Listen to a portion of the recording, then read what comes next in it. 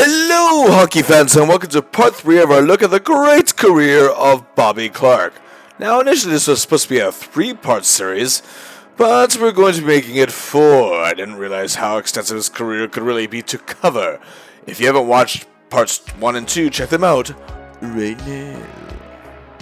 We have covered the first 7 seasons of his career at this point. Part 1, we saw the young man out of Flin Flon, Manitoba, with heart and grit, and make it despite initially being ignored by scouts due to his diabetes diagnosis, but was taken in the second round by the Flyers regardless. Despite becoming a quick folk hero among Flyers fans, the team lacked direction, but finally found the right man to command the ship in Keith Allen as the general manager, and the right man to steer the wheel in head coach Freddie the Fog Shiro. They built the team around Clarke, which is what definitely they needed to do, and he emerged as one of the biggest stars in the NHL with his playmaking abilities, setup skills, and ability to know where the puck is going. And he was tough, he was aggressive, and his leadership shined through.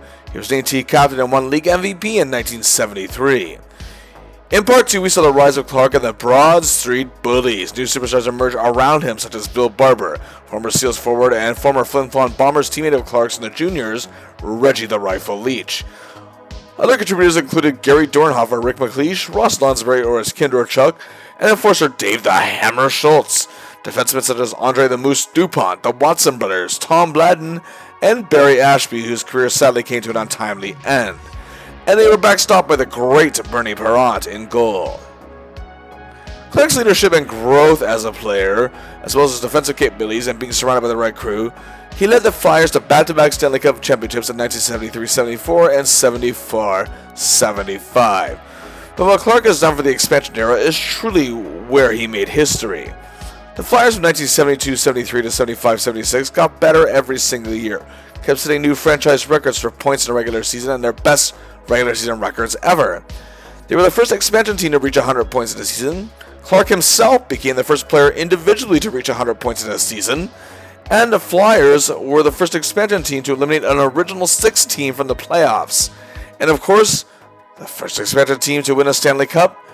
And again, they did it back-to-back. However, in 1975-76 season, Clarke had a career year.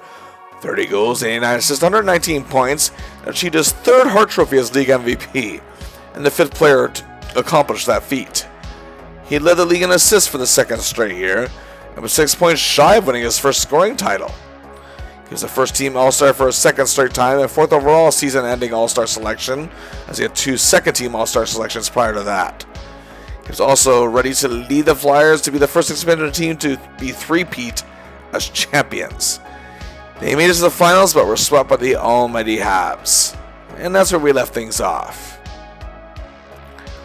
Bobby Clarke now enters his 8th season in the NHL, still regarded as the best all-around player in the NHL, definitely the best all-around center.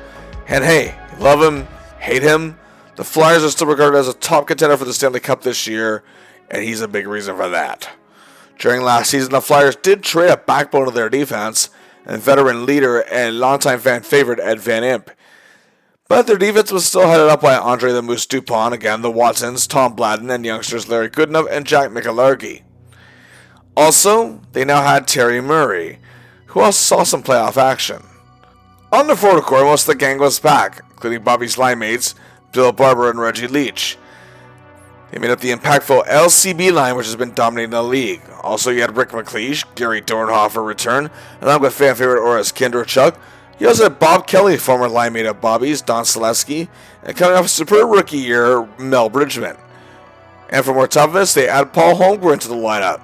And after an injury-plagued season, 2-time Vezina Trophy winner and 2-time playoff MVP, Bernie Parent, is healthy and ready to go in net.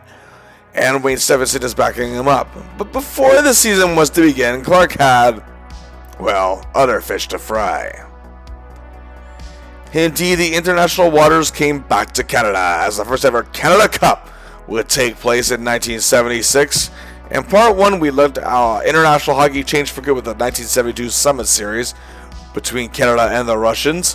The Soviets dominated the hockey world, but many felt that was because Canada could never send their best to the Olympics, or for that matter, the World Championships. The Soviets were looking for new challengers in that 8-game showdown between Canada and Russia. A historic landmark for the game saw Canada edge out the Russians with a record of 4-3-1, after Paul Henderson's goal in the tying seconds of Game 8. But Clarke, for his gritty play and overall presence, as well as his infamous slash on Soviet superstar Valery Karlamov, among several other incidents, turned a friendly exhibition into an all-out war. The WHA stars didn't fare as well against the Soviets in the 74 Summit Series, and then Super Series 76, where the Soviets sent 2 of their pro teams to play 4 games each against the NHL club, saw the Red Army Club, many of whom Clarke played against in 1972, and the Flyers played them and frustrated them to the point where they nearly walked out of the game. And the Flyers were the only team to defeat the Central Red Army team on the tour. But the flavor of international hockey was growing, and now a tournament where 6 countries would compete will take place. Canada, the Soviets, Czechoslovakia, Finland, Sweden, and the United States of America will all take part in this. The NHL was against it. Big surprise, and more things change, huh? The Soviets were still whining. It wasn't without controversy. But, hey, Clarke was actually named team captain, and joining him were his fellow LCB line mates, Bill Barber and Reggie Leach. Defenseman Jimmy Watson was selected, but only played 2 games. However, only the Habs had more players on this team than the Flyers did. Again, Team Canada was coached by the great Scotty Bowman. This was a team that would feature 18, yes, 18 future Hall of Famers. The tournament started well for Canada, 11-2 thrashing over the Finns in Ottawa, thanks to Rick Martin's hat trick. But Bobby would suffer an injury and would miss the next game, a 4-2 triumph over the U.S. in Montreal. Clarke returned as Canada shut out a solid Sweden team 4-0. Canada was then stunned by the Czechs 1-0 in a goaltending duel, as the Czechs were becoming the big story of the tournament. Clarke was playing more of a defensive role in this tournament and playing it very well, however. But then came the final game of the round robin, September 11th, 1976 at Maple Leaf Gardens in Toronto, where the winner will reach the finals. And of course, it's against the Soviets, who had a few struggles in this tournament, having lost to the Czechs and having to settle for a tie against Sweden. And you know, when the Russians are at play, Clarke is more fierce than ever. The Soviets, however, were without Valery Karlamov in this tournament due to injury. But there were some Soviet players still left for the Summit Series, most notably Vladislav Tretiak, still goaltending for the team. And of course, he, along with some of these players, were part of the infamous Flyers Red Army game that took place the prior year, and they want revenge. Canada was leading 2-1 in the second period. Goaltenders Tretiak and Rogi Vachon of Canada were putting on a show. And with the second period winding down, Clarke gets the puck near the boards, Van to Lapointe, who shoots, Barber deflects! Clarke has his first point of the series. It's 3-1 Canada, and that's how it would stay. A big win over the Soviets, and now Canada is ready for the finals against the Czechs. And it's a best-of-3 series, and Canada dominated Game 1 thanks to a 3-point night from the great Bobby Orr. So here we go, Game 2 in Montreal. September 15th, Canada led 2-0 after the first period, but by early in the third, the Czechs tied at 2-2. Just over 5.5 minutes later on a power play, he wins a key draw that gets it to Gilbert Perreault, and then Bobby Hull takes a step and stopping. Clarke is right there for the rebound. His first goal of the tournament, and it gives Canada a 3-2 lead. But the Czechs stunned Canada with 2 goals a minute apart with just 4 minutes to play. Cue the LCB. Clarke shoots the puck in. Goes behind the net, Leach is there. Out from the Barber, he scores! The game is tied, 2:12 remaining. We'll go into overtime. And just over 11 minutes in, Darryl Sittler wins it for Canada. An incredible performance for Clarke in this game. So once again, he's part of a big chapter for international hockey in the country of Canada. This will also be Canada's first major international championship on a professional level since the 1961 Worlds. But now it was back to business. At the end of September, the Flyers actually traded an enforcer, the ever-popular Dave the Hammer Schultz, to the Los Angeles Kings. A move that actually upset quite a few fans. But see, Allen and Shiro wanted indeed to keep the team tough, but still evolve in a different direction in an effort to reach the top once again. The New York Islanders are becoming a bigger threat to the Patriot division, and the Flyers must be aware of that. But as for our hero, well, now with another major pro championship, momentum is on his side once again. Here Oh, we go. The Flyers did not get off to a very good start. They were 1-3-1, and Clarke only had 2 assists in 5 games. But the Flyers had a chance for redemption against a lowly, dead-thing Red Wings team on October 17th. And the Flyers led 1-0 early, and on a power play, Clarke controls the situation, sees McLeish, and back good enough who shoots it home, 2-0 Flyers. 1:25 later, on another power play, Bladden Akers to the point, who gets it to Bobby and sets up Reggie Leach. It's 3-0, and they lead 3-1 after 1. Leading 4-2 in the second period, Clarke begins the play, who gets to Bladden, who sets up Bob Kelly for a goal. 3 assists for our hero and a 7-4 win over the Wings. Clarke was named second star of the game and seemed to be back to form. So much so, this began a 5-game winning streak for the Flyers. In the 4 following the Red Wings win, he had a goal and a helper each. The win streaks became an unbeaten streak after a tie with the Islanders. But Bobby scored a goal in that game, but the Flyers let a 2-goal lead slip. But on Halloween night, the Flyers was the very sad-looking Stars Club, led by veteran Bill Goldsworthy and top star Tim Young.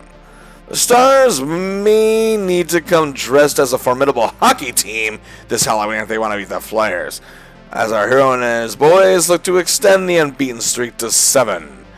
It indeed looked on paper as going to be a night at the office for the Flyers, but before the puck was even set to drop, the result almost seemed like a foregone conclusion. But we were in for quite a night.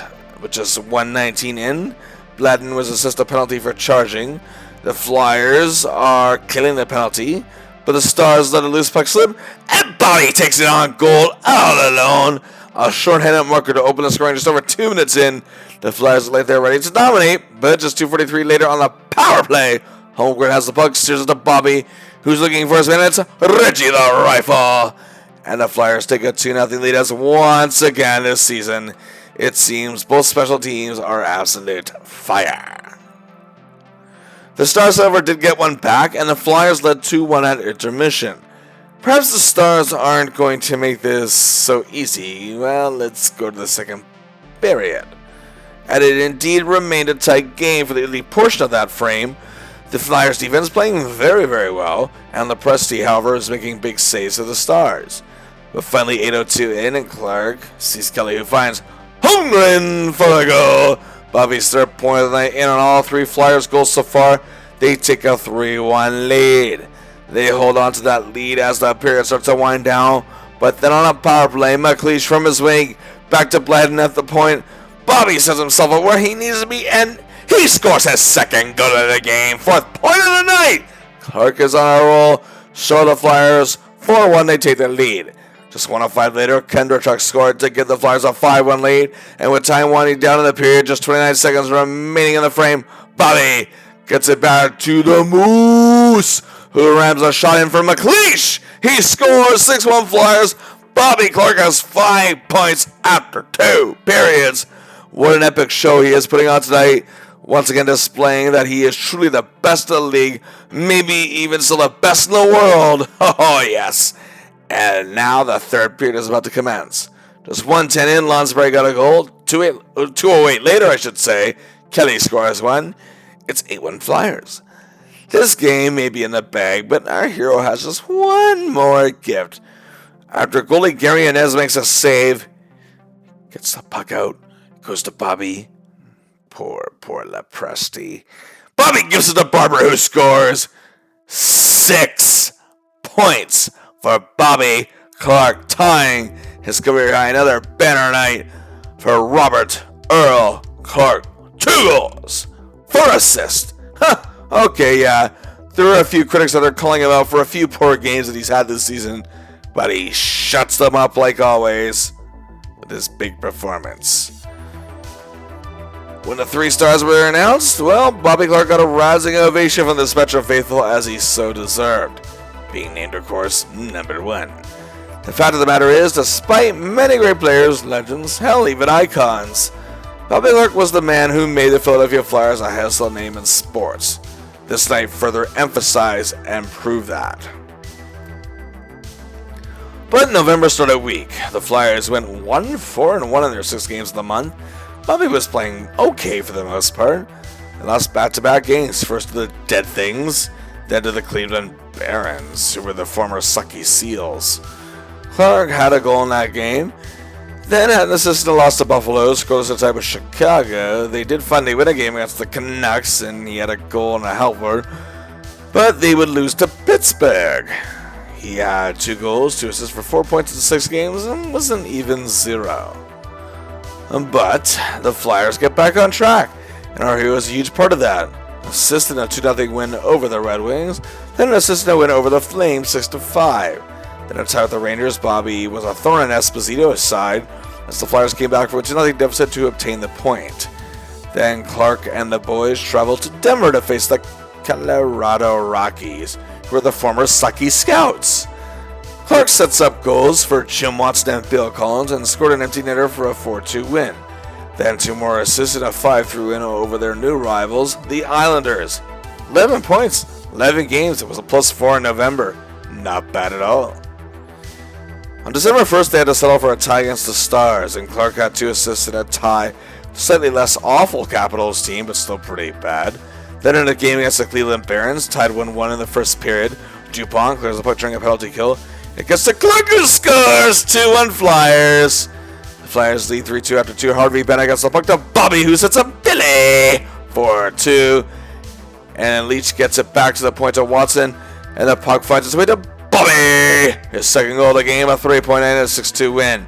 There was a shorthanded empty netter against the Bruins in a 3-1 win. Then in the second of the home-and-home series against the Bruins, the game was tied 3-3 with time winding down. Clarke and Zaleski set up Barber for a goal, 4-3 win. And hey, are you noticing? The Flyers are unbeaten in 10. Then was an assist in a win over Toronto, a shorthanded goal on a tie with the Stars, and a goal in a win over the Hawks after going pointless in a +1 in a win over the Blues. Then they run into a surprisingly hungry Rockies team on December 19th. The game was tied 2-2 in the second period, and Wayne killing a penalty. Clarke steals the puck. Was down former teammate Doug Favell and scores to give the Flyers a 3-2 lead. The Rockies tied just over a minute later, and late in the second period, power play. McLeish back to good enough, up to Bobby Clarke, his second goal of the game. Each in special teams. Stevenson is playing great in that, and they keep the 4-3 lead until the end of the game. And yes, the Flyers are now unbeaten in 15. Is this happening again? Well, it was a tie against the Rangers that followed. He assisted on the opening goal of the game to Mel Bridgman in a 5-2 win over the Caps. Then they begin a road trip, first to Vancouver, just 1:45 in. The LCB line strikes. It's Barber to Clarke to Leach, and it's 1-0 after 1. Leading 2-0 in late in the second. Clarke gets the puck to Barber, who gets on goal. Well, Bobby scores his 15th of the year. 41 seconds in the third period. Poor Kurt Ridley. The same as Clarke to Barber to Reggie. Completes it again, en route to a 5-1 win and a 3-point night. To end 1976 on December 30th, a game scoreless well into the second period against the LA Kings. Deanna Vachon, they're struggling, however, this year, but a power play, Murray to Barber to Bobby! The Flyers finally strike on be a 2-0 win. And then it was a Happy New Year on New Year's Day 1977. Clarke has an assist on a Dornhofer goal, a 7-2 win over the boring Barons. Yes, the Flyers are actually now in striking distance of the record they tied last season. Now unbeaten in 20 games. They have the record, of course, which they share with the 1940-41 Boston Bruins, and are 4 from breaking it. And now, to tie the 74-75 Habs, who made it 21, they indeed encounter them in a huge Stanley Cup rematch at the Montreal Forum. The defending champion Canadiens have only lost 5 games and were red hot themselves. So on January 3rd, 1977, the Flyers continued their trek to history. In the first period, Bernie Perron, he was a monster in that, and it was scoreless after 1. On a power play, just 2:14 into the second, Kinderchuk to Clarke, back to Bladden, who slaps it home, 1-0 Flyers. And the Flyers led 4-3 after 2 periods.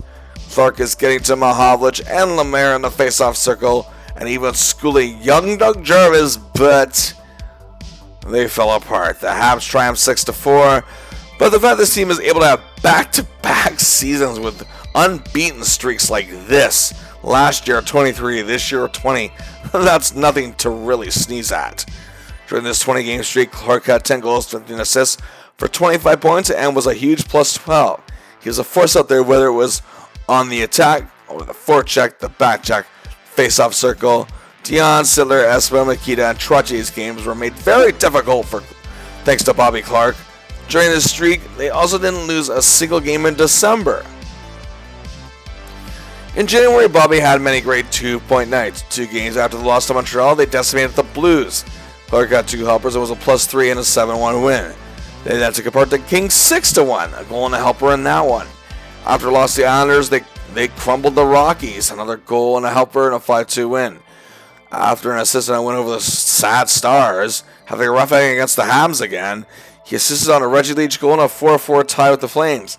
But the very next game against the Hawks, 2 helpers, 1 to Reggie, another to Jimmy, 2-2 tie. Then came the All-Star break. And the selections are very kind to our hero and his boys. For Bobby, this was his 8th straight selection, but his 7th appearance. As I mentioned in part 2, he missed last year's, which was at the Spectrum, oddly enough. Joining him this year was Rick McLeish and Gary Dornhofer for their 2nd appearances, as well as goalie Bernie Perrant returned to the game with his 5th appearance. Also, the Flyers' defense represented very well here. The brothers Watson both making it, Jimmy his 3rd, Joe his 2nd, and Tom Bladden making his 1st. They all represented the Campbell Conference on January 25th, 1977 in Vancouver, but lost an exciting 4-3 battle.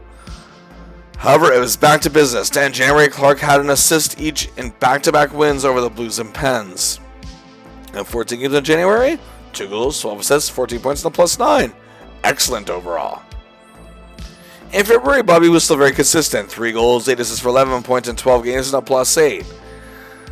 Now, this is the first time in quite a while that Bobby didn't average a point a game in a given month, but the Flyers had changed up their strategy quite a bit. As while the team was still very much embodying what the Broad Street Bullies were all about, Coach Shiro knew that wasn't going to last forever. The fact is, the Flyers still won 9 of 12 games in February of 1977, so this was clearly working. He was also a +8. After a win over Chicago, they took it to Sittler, Lenny, and the ladies at Maple Leaf Gardens in Hockey Night in Canada. The game tied 1-1 in the second period, killing a penalty. That familiar shorthanded duo strikes again after 17 seconds period. Barber sets up Bobby, who scores 2-1 Flyers. Later on, Joey to Bobby to Reggie. 3-1 Flyers was a 3-2 after 2. Then 8:25 into the third period, Kelly begins to play. Barber goes to his target, and Bobby scores goal number 20 of the year on young Mike Palmatier. It's 4-2 en route to a 7-5 win. 2 goals at Apple, 3 points. He's the game's first star.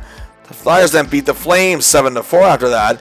Then it was a 9-2 thrashing at home against the Caps, assisting on goals from McLeish and Leach and newly acquired defenseman Bob Daly, who the Flyers actually sacrificed youngsters good enough in Mikalargi to obtain from the Canucks. He then had a goal and a helper and was a huge +3 in a 6-4 win over the Blues on Valentine's Day. He had an assist in a dominant win over the Rangers, went pointless in the next 3 games, but he had an assist in wins over the Blues, Rockies to end the month. Now, going into March, there's not really much of a doubt that the Flyers are going to make the playoffs, but they were only 3 points up for the division title against the New York Islanders. As I mentioned, the Islanders were the new wave for the NHL and have become a new powerhouse and heated rivals for our hero and the gang. We begin the month with a visit to Minnesota on March 1st. Leach and Clarke set up Bob Kelly for the opening goal. So we're 8.5 minutes in. The Stars, however, would tie it. So we're 2 minutes later, Clarke and Joey set up Kelly for a goal. Again, 2-1, but it was 2-2 after 1. After that, Perrant was the wall in the second period.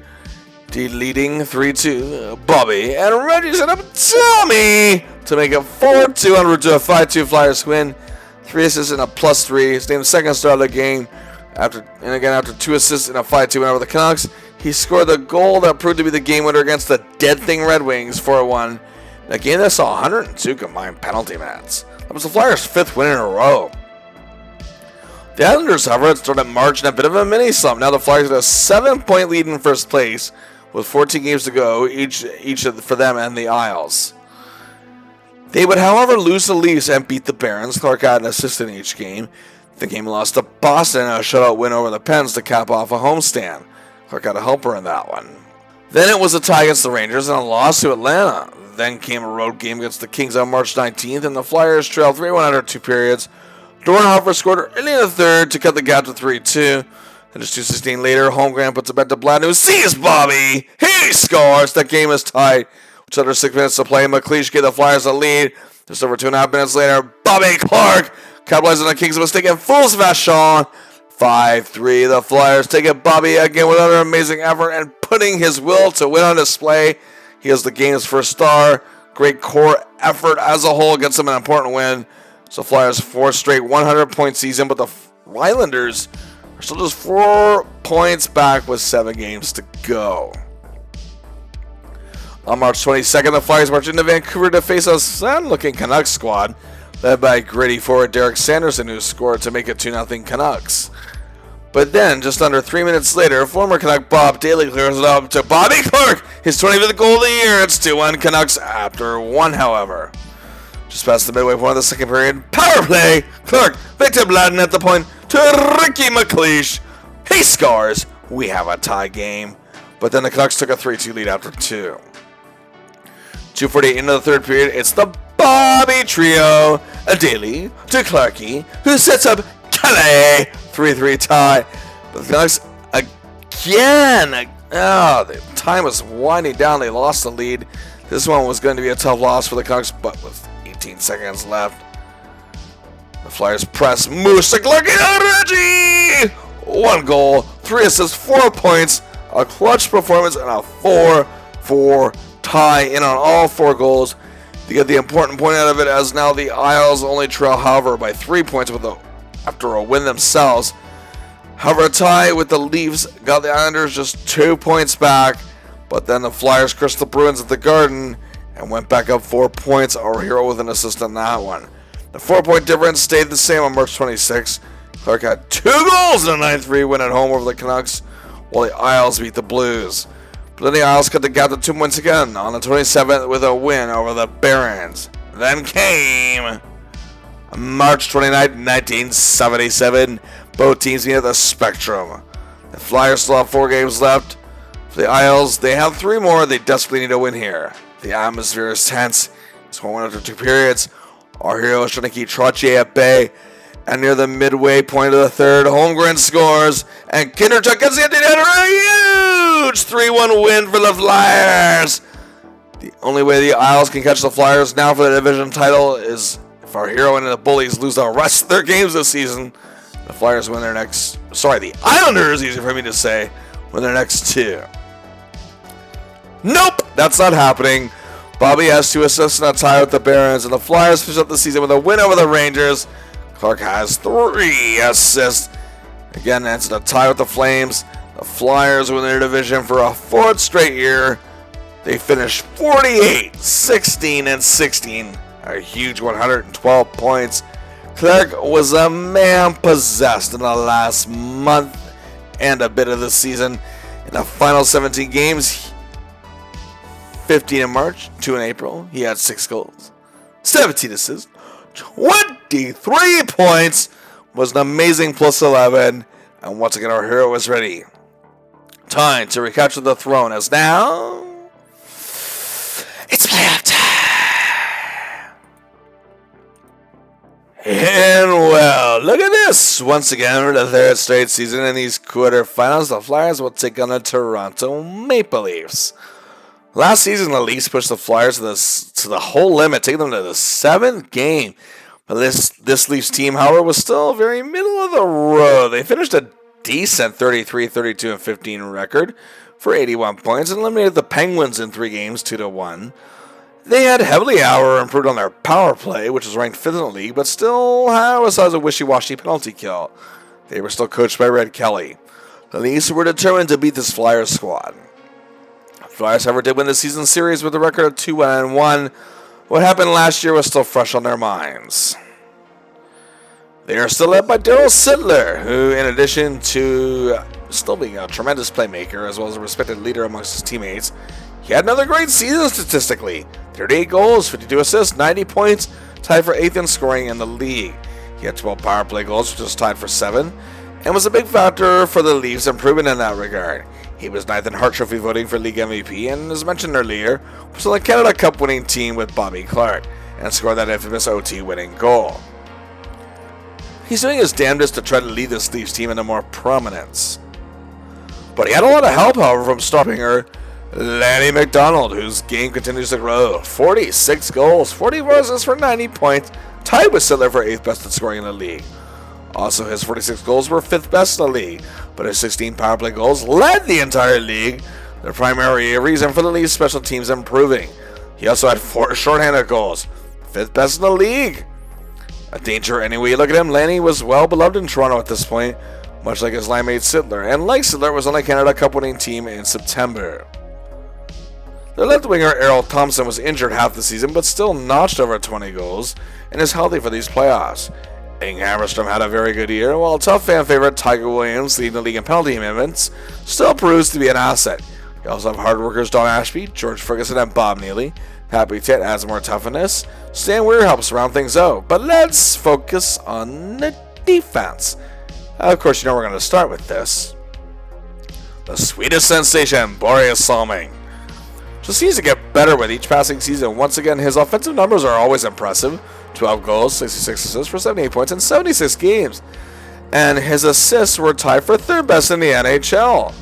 He was also an incredible plus 45, and was also tied for 8th in power play goals on ice for, I should say, with 48. He came as close as ever to winning the Norris. He was the first runner-up, losing to Larry Robinson of the Montreal Canadiens. He was actually 4th in Hart Trophy voting as league MVP, just coming short of being a finalist, was 5th in Lady Byng Trophy voting, and was a first-team All-Star for the first time. An incredible year, and he also represented Sweden at the Canada Cup. But a new star on the Leafs blue line was emerging this year in Ian Turnbull. He was the Leafs' top offensive defenseman, 22 goals, 57 assists for 79 points. Great numbers. Sweden had great numbers. He was a very impressive plus 46, which was tied for 10th best in the league. He was 6th in the NHL for power play goals on ice for with 50. He played in the NHL All-Star game for the first time, but his biggest moment came on February 2nd, 1977, when he set an NHL record for goals by a defenseman in one game with 5. A record that as of November 2024 still stands.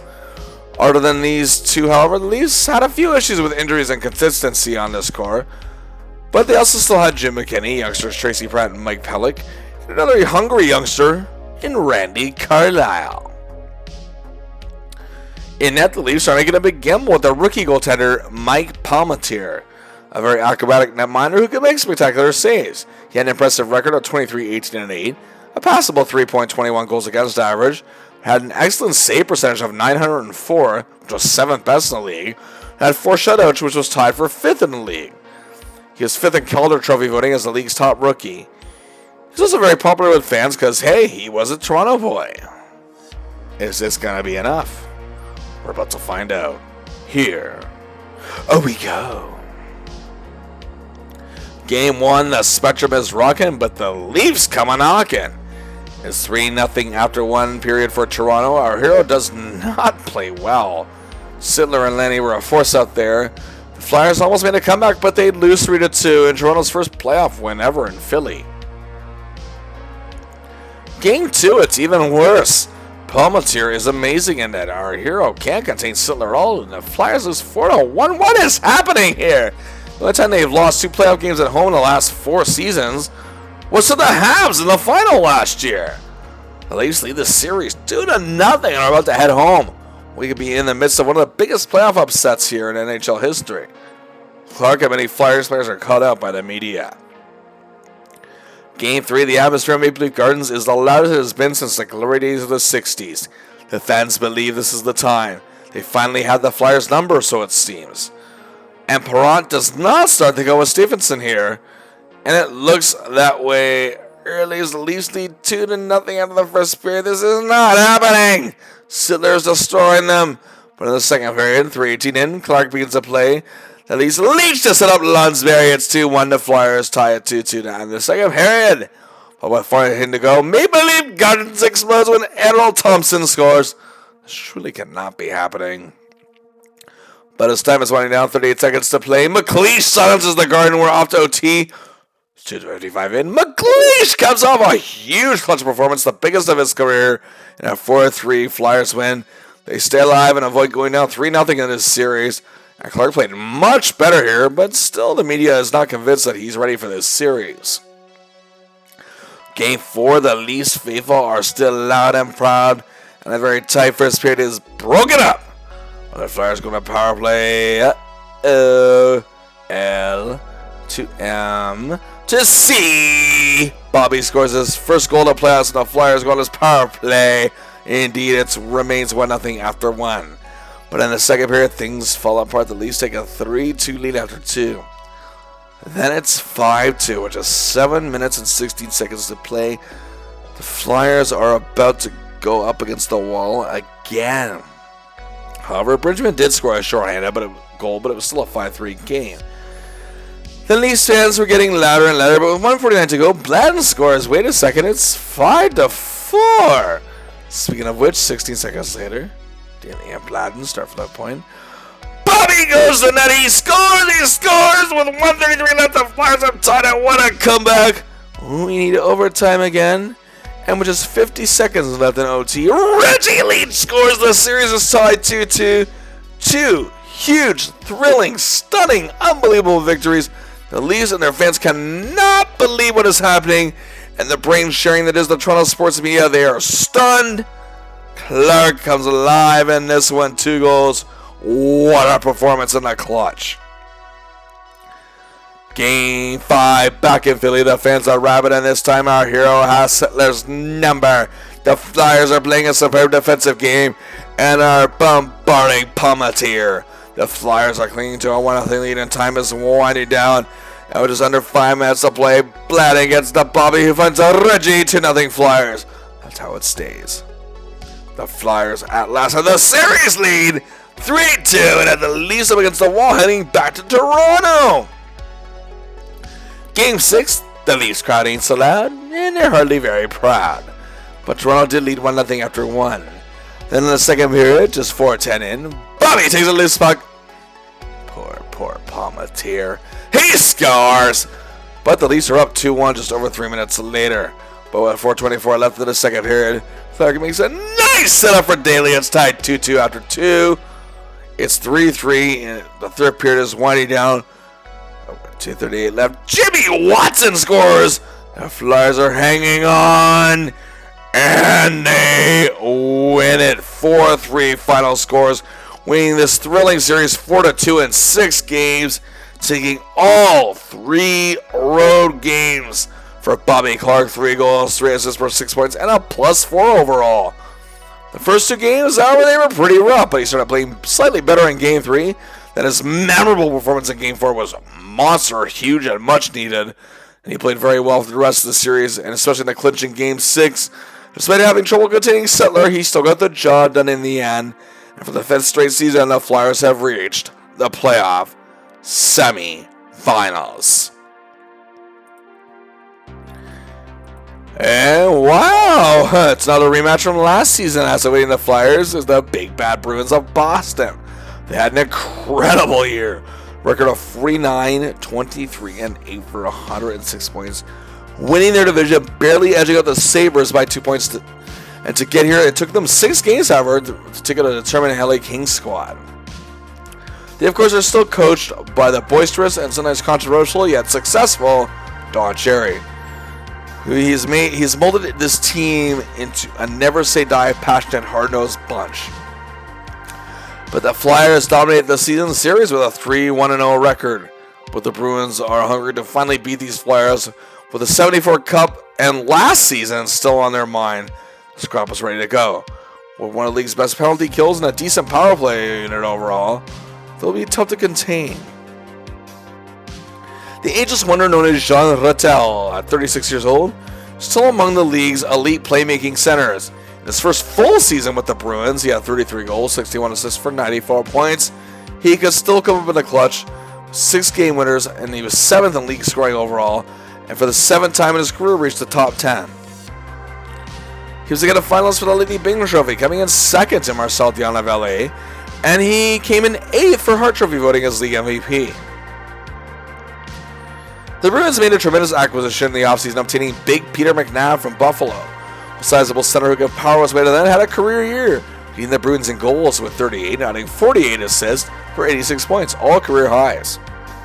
His 32 even-strength goals were 5th best in the league. His 8 game winners were tied for 3rd best in the league. He was tailor-made for the style of this Bruins squad. Greg Shepard was a feisty center, deemed too small at first for the NHL, at 5'8" in the neighborhood between 160 and 170 pounds. But he had heart, he had determination, and it led him to be one of the Bruins' most reliable scorers around this time. He put home 31 goals, adding 36 assists for 67 points. His 3 hat tricks were tied for best in the league. He was also excellent in the face-off circle and gave Clarke a hard time in that regard. This forward core still had a lot going for it with the leadership of Wayne Cashman, popular Darren Marcotte, and the aggressiveness of Terry O'Reilly and Bobby Schmatz. He also had young go-getter Rick Middleton, who was acquired from the Rangers in the offseason in a steal of a deal, nasty Stan Jonathan, Matty Hagman, and penalty killer Dave Forbes. John Busick, however, is battling injuries and won't see much action. And hey, still leading the defense, the great Brad Park. Despite this being his first time and since his rookie season he didn't get any votes for the Norris as top defenseman, he still had an excellent year, 12 goals, 55 assists for 67 points, still playing that no-nonsense full throttle game. He has plus 49 with 8 best in the league to boot. He also played his 8th NHL All-Star game. The Bruins also reacquired Rick Smith from the Blues, as Smith was a big part of the Bruins Cup-winning team in 1970. They had maniac Mike Milbury as emerging as a popular fan favorite among Bruins fans. He had reliable Gary Doak and rookie first-round draft pick Doug Hallward. In net, these playoffs, the Bruins go with the veteran, Jerry Cheevers, who had a solid 3.04 goals against average, a record of 30, 10, and 5, as the wins were, however, 5th best in the league. He had a kind of a subpar 882 save percentage, but still had 3 shutouts. But at the end of the day, the fact is the man knows how to win important games, and he's got a lot of Stanley Cup experience. And if something by chance goes wrong, Joel Gilbert is still there to back him up. So here we go. 2 NHL superpowers once again scoring off. It's time. Game 1, the Spectrum is psyched, but it's not good to start at all. The Bruins led 3-0 after 2 periods. Our heroes having a rough night. Cheevers is a wall in net. But 1:45 in the 3rd period, on a power play, Nick Leash finds Bobby Carke for a goal. Oh, the Flyers are not licked yet. Time is counting down, but Daly scores with 3:27 to go. The Flyers are pressing so hard for that equalizer, but there's only 1 minute to play. The crowd is getting reckless. Daly has the puck. McLeish looks for the shot. Bobby has the opening. He scores with 29 seconds left. The Spectrum erupts, and we're off to OT. And 2:57 in. Rick Middleton wins it for the Bruins. Despite a great performance from our hero with 2 clutch goals, including his memorable late-time goal, the Flyers still drop Game 1. Game 2, the Philly faithful is still rabid.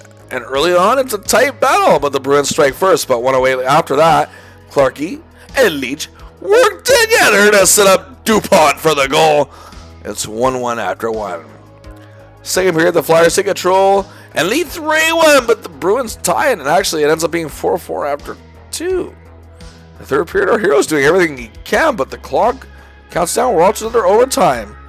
10:07 in, Terry O'Reilly scores, and again the Flyers drop 2 games at home. But what happened against Toronto is still fresh in people's minds, but be that as it may, the Flyers still trail this series 2-0. Game 3, we shut the Boston Garden, and the Bruins fans are excited. On a power play nearly 9 minutes into the game, Leach controls, Clarke takes it and sees Daly. The Flyers take a 1-0 lead after 1. Stevenson's playing great in net. But the Bruins tie in the 2nd, and their defense is destroying the Flyers. Clarke can't get any momentum going.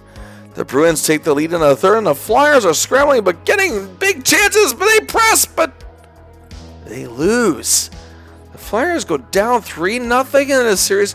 They're on the verge of being swept and eliminated.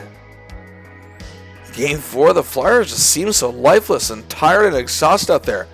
Ken Stevenson standing on his head and net, but the Bruins defense is too tough.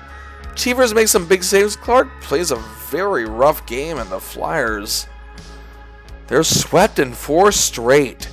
Their bid for a 4th straight cup appearance comes up very short. The Bruins were simply just a step ahead of everything. Like the Habs last year, they figured the Flyers out. Clarke played fantastic in Game 1, but just seemed to run out of steam as the series progressed. The Bruins grinders had his number. Rattel couldn't be contained by him either this year. This indeed was a tough series for him. 2 goals, both of which came in Game 1, and 2 assists for 4 points was fine, but his -4 showed where he faltered in this series. The Bruins, however, would go on to lose to the Montreal Canadiens in a 4-game sweep in the Stanley Cup Finals. Well, back to the regular season. Bobby Carke had 27 goals, 63 assists for 90 points in all 80 games played. Another excellent season. The LCB line was still dangerous, even if they didn't put up the same psychotic numbers as they did the year before. Still, Bill Barber was the man alongside Clarke once again this year. He set up Bobby for more than a third of his 27 goals with 11, and the two collaborated on 10 assists together. Overall, they worked together to produce 30 goals. And how about the rifle, Reggie Leach? Bobby assisted on 16 of Reg's 32 goals. Again, literally half. Together they produced 25 goals. Again, the strategy changed up this year, but the Flyers didn't suffer because of this, because they still scored the second most goals in the entire league. And the LCB line was still a monster part of that. But things got switched around due to strategies. Clarke got an assist from 60 different players, set up 17 different players, and then collaborated with 20 different players. An amazing year. Clarke's 90 points was tied for 8th best in the league with Leaf superstars Lenny McDonald and Daryl Sittler. This was Clarke's first year not leading the Flyers in scoring since his rookie year, as McLeish led the team in scoring, was 4th in the entire league with a very impressive 97 points. Either way, once again, Clarke was among the NHL elite in this category. And for the first time since the 1973-74 season, Bobby was tied for the league lead in shorthanded goals. He had 6 this year. He was tied with Islander Lauren Henning. Also, former teammate Bill Clement, now with the Flames, was tied for 3rd with 5 goals. And as for award season, well, actually, his bid for a 3rd straight and 4th overall Hart Trivia League MVP did not come to fruition. He was, however, a finalist, the first runner-up, coming in 2nd in voting to Montreal superstar Guy Lafleur, who indeed dominated the voting this year. Clarke also came in 3rd for centers in Team All-Star voting, breaking his streak of 4 straight Team All-Star selections. Either way, another incredible year for Bobby Clarke. The Flyers may not have been able to get back to the top, but Bobby did everything he could. It was as if some teams are just progressing past them, such as the Habs and the Bruins, and now the Islanders continue to be a threat in that regard. The Flyers simply need to regroup and get back to the top. With Bobby's leadership, it's very much possible. Once again, top 10 among scoring, playing his 7th and selected for his 8th straight NHL All-Star game. An excellent plus 40. Led the league in shorthanded goals, was first runner-up for league MVP, and also led the team to another amazing unbeaten streak, this one of 20 games.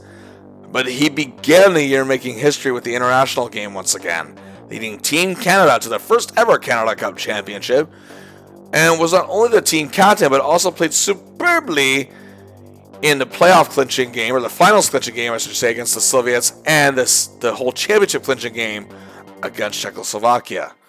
Either way, Bobby, he still won the NHL's best, and he's still playing with a trademark focus and intensity. Going into the 1977-78 season, Bobby Clarke's status as one of the best was never really in doubt and still hasn't changed. He was still producing at a very high level. He was still a respected leader. His game was still very multidimensional. He was still seen as a primary asset on this Flyers club. In the offseason, however, the Flyers were faced with a tragedy. Barry Ashby, their former All-Star defenseman, as mentioned in Part 2, had his career come to an untimely end due to an eye injury after what was the best season of his career during the Flyers' run in the '74 Stanley Cup, no less. Ashby stayed with the club as an assistant coach because he was respected by his former teammates and they wanted him there with them for the ride. Sadly, however, Ashby was diagnosed with leukemia in 1977. He'd passed away on May 12th. He was just 37 years old. Clarke respected Ashby much like the rest of the team did. The team all wore a patch with Ashby's number 4 on their shoulder, which would also be retired this season. But the team knew Barry wouldn't want them to dwell. He'd want them to surge forward, and he'd want them to win. Clarke starts the season right. He assisted on Bill Barber's goal to open the season and at home in a 5-1 win over the Blackhawks. Down on the road in Pittsburgh, a huge night. He opened up the scoring, assisting on a Bob Kelly goal. Then late in the second, he assisted on a Bob Daly goal to make it 4-2 after 2. In the third, he couldn't be stopped. A magnificent solo effort for his first goal of the year, just 2:41 into the third period, opened up the gates. Killing a penalty, he also assisted on a Tom Bladden goal. And he unleashed up Kelly again. 1 goal, 4 assists, 5 points, and an 8-2 win. After a win over the Blues 7-0, they hosted the Pens at home this time. Just 1:27 into the game, he already made it 2-0 with his second goal of the year. Then assisted on 2 Reggie Leach goals. It was 4-0 Flyers after 1. Clarke got his 4th point of the game, assisting on a Bob Kelly goal in the third period. 1 goal, 3 assists, 4 points, a massive +5 in an 11-0 win. Clarke also schooling Penn star Pierre LaRouche. They would lose a home-and-home series with Toronto. Clarke didn't play too bad, however. He had an assist each in a tie over the Hawks and a win over the Blues. This short October saw Clarke score 2 goals, 10 assists for 12 points, and obtain a really good +11 in just 8 games. In November, he and the Flyers stayed on a roll. 6 goals, 6 assists, 12 points in 13 games. It was a +7. After opening November with a home win over the Caps, Clarke scored 2 goals, the opener and the insurance worker, in a 3-1 win on the road against the Caps. He had a goal and an assist in the very next game at home against the Canucks in a 3-1 win. And he followed that with an assist and a loss to the Sabres. And then after a tie with the Isles and a win over the not-so-dead-thing Red Wings, it was another thrilling tie with the Isles, where Clarke had a goal, and then it was an assist and a thrashing of the Stars. They then beat a very good Flames team, assisting on the only goal in an upset loss to Detroit, and a 7-2 win over the boring Barons on November 25th. It was 2 goals and a helper for 3 points. To finish the month, the win over the Kings, and an assist in a 3-0 road win over the Canucks. That win over the Canucks actually began a 4-game road trip, which spilled into December. He also had an assist in a 4-2 win over the Kings, 2 apples and a 6-3 win over the Rockies, and they finished the trip with a 3-3 tie with the Rangers. The Flyers stayed hot, and our hero was as well, when he scored a goal and an assist in a 7-4 win, completing the home-and-home series with the Rangers, and then the Flyers then beat Chicago. But on December 11, 1977, the Flyers were waiting just for another day at the office against the Cleveland Barons. Normally, Clarke would have the spotlight on him in a game like this. After all, he did assist on a Reggie Leach goal to open the scoring. The Flyers led 4-0 after 1. Clarke and Lonsberry set up a Tom Bladden goal, and they worked together to make it 8-0 on a Paul Holmgren goal. Then he collaborated with Bladden to set up Barber, and it was an 11-1 win. Yeah, Tom Bladden on this night set an NHL record for points in a game by a defenseman with 8 points, 4 goals, 4 assists, and also an NHL record +10. Both records, by the way, still stand. Clarke's 4 assists gave him 3rd-star honors, but it showed what any player on this team could do on a given night, and this team having been built around our hero, well, that says a lot. But the next game coming to town on December 15, 1977 was a doozy. The Big Bad Bruins. This rivalry had developed quite a bit since the 74 Cup final. The Flyers are ferocious on this night, as the Bruins are still an excellent club, leading 2-0 after 1, however the Flyers are. The 146 into the second, Clarke gets the puck, a super setup for Billy Barber, 3-0. The Flyers then took a 4-0 lead just over 2 minutes later. Bobby finds Kelly, 5-0, but then something happened. The Flyers began to fall apart. The Bruins cut the gap to within a goal. 5-4 midway through the third period, just over 6 minutes to play. Barber returns the favor, puts the puck where he knows Bobby's gonna be. He scores his 10th goal of the year, and the Flyers lead and hang on to win 6-4. An epic performance in Clarke, as hated rivals often bring out his best. 1 goal, 2 assists, 3 points. The goal, a very important one to boot. Clarke was named for a star of the game. This one had to feel good. This win over the Bruins put the Flyers on a 10-game unbeaten streak. Hey, they made it 11 in a win over Atlanta. Clarke had an assist in that one. However, a shutout loss to the Habs ended that streak. And what followed was a goal and an assist in a shutout win over the Barons, assisting on the only goal then on a brutal 6-1 loss to the Bruins. It was a -3. However, a big bounce back for our hero, scoring the opening goal in the game against the Rangers on the road on December 28th. With the game tied 3-3, to time winding down, makes a beautiful solo effort to score the game winner with 2:43 to play. And then an assist in a win over the Stars at home, but the month ended in a loss to the Blues on the road on New Year's Eve. But wow, Bobby's still dominant. In December, 5 goals, 14 assists, 19 points in 14 games, and an excellent +9. The Flyers are looking sharp. In January, the Flyers, they had some struggles, but Clarke was still showing up every night. 4 goals, 12 assists, 16 points, and +5 in 13 games. After an assist in a win against the Barons, then in a 4-4 tie with the Kings, he delivered apples to Leach, Jimmy Watson, and Barber. Then the very next game on January 6th, he had a goal and a helper with a loss to the Flames. He then had an assist in each in a loss to the Habs and a tie with Chicago, but had 2 assists in a tie with the Penguins on January 12th, and they broke the 5-game winless streak with back-to-back wins against the Rangers and Flames. Bobby getting a goal with the latter, and Oliver Espo in the former. They then fought to a tie with the Habs and were throttled by the Islanders 6-1, Bobby assisting on the only goal of that game. But they rebounded, crushing the Canucks 6-2. Bobby assisted on goals to Kinder, Chuck, and Barber, and scored a power play marker for a 3-point night on January 26th. To end the month, they lost to the Rockies. What the and had to settle for a tie with the Wings, where a hero notched his 17th goal of the year. Also that month, on January 24th, he traveled to Buffalo to again, for the 8th time, represent the Flyers in the NHL All-Star Game. This was actually his 9th consecutive selection. Joining him was Bill Barber for his 3rd, goalie Wayne Stevenson making his 2nd. Tried to research if Perrant was injured or unable to play. I had no idea. But the Flyers' defense was well represented here. Jimmy Watson playing in his 4th straight All-Star Game, Bob Daly playing in his 1st, and Tom Bladden playing in his 2nd straight. The Campbell Conference was actually leading 1-0 in the first period when Clarke found Denny Potvin for a nice setup for a goal. It was 2-0 after 1 for the Campbells, but the Whales made a huge comeback in a 3-2 overtime win. Now, I mentioned Clarke ended January with a goal over the Red Wings in a tie. It actually began a hot streak for our hero. He began February with an assist and a loss to the Hawks, then a goal and an assist over the Rockies in a 3-0 win, an assist each in a tie with the Barons, and wins over the Blues and Canucks. However, 7 points in 6 games, but in the Vancouver game, Clarke suffered a broken thumb. He'd miss a total of 9 games over the next few weeks. This is the longest he'd ever missed in his career. The longest before that was, of course, the 4 games he missed in 1975-76, and in his career before this season, he only missed 8 as a whole. In Clarke's absence, they went 4-4-1, not terrible, but still not great. On the morning of March 4th, however, they found themselves 6 points back of the New York Islanders for the Patrick Division title. And Clarke did finally return. He had an assist in a 7-1 loss to the Habs, while the Isles also beat the Penguins that night, putting them up by 8 points. Oh boy. Clarke, however, got a rousing ovation, a collective sigh of relief amongst fans in his return home. And they were hosting the lowly Blues. Clarke was finding his footing in the first 2 periods, but the Flyers led 4-0 after 2. But 2:51 into the third, Clarke finds Barber, who finds Holmgren, 5-0. The Blues broke the shutout, but deja vu. Clarke finds Barber, who finds Holmgren, 6-1, en route to a 7-1 win. 2 assists for Bobo. This began a 5-game unbeaten streak. An assist against Atlanta, and then a huge 6-2 win over Boston. Apples for Leach, Lapointe, and McLeish. A game that featured 104 penalty minutes, too.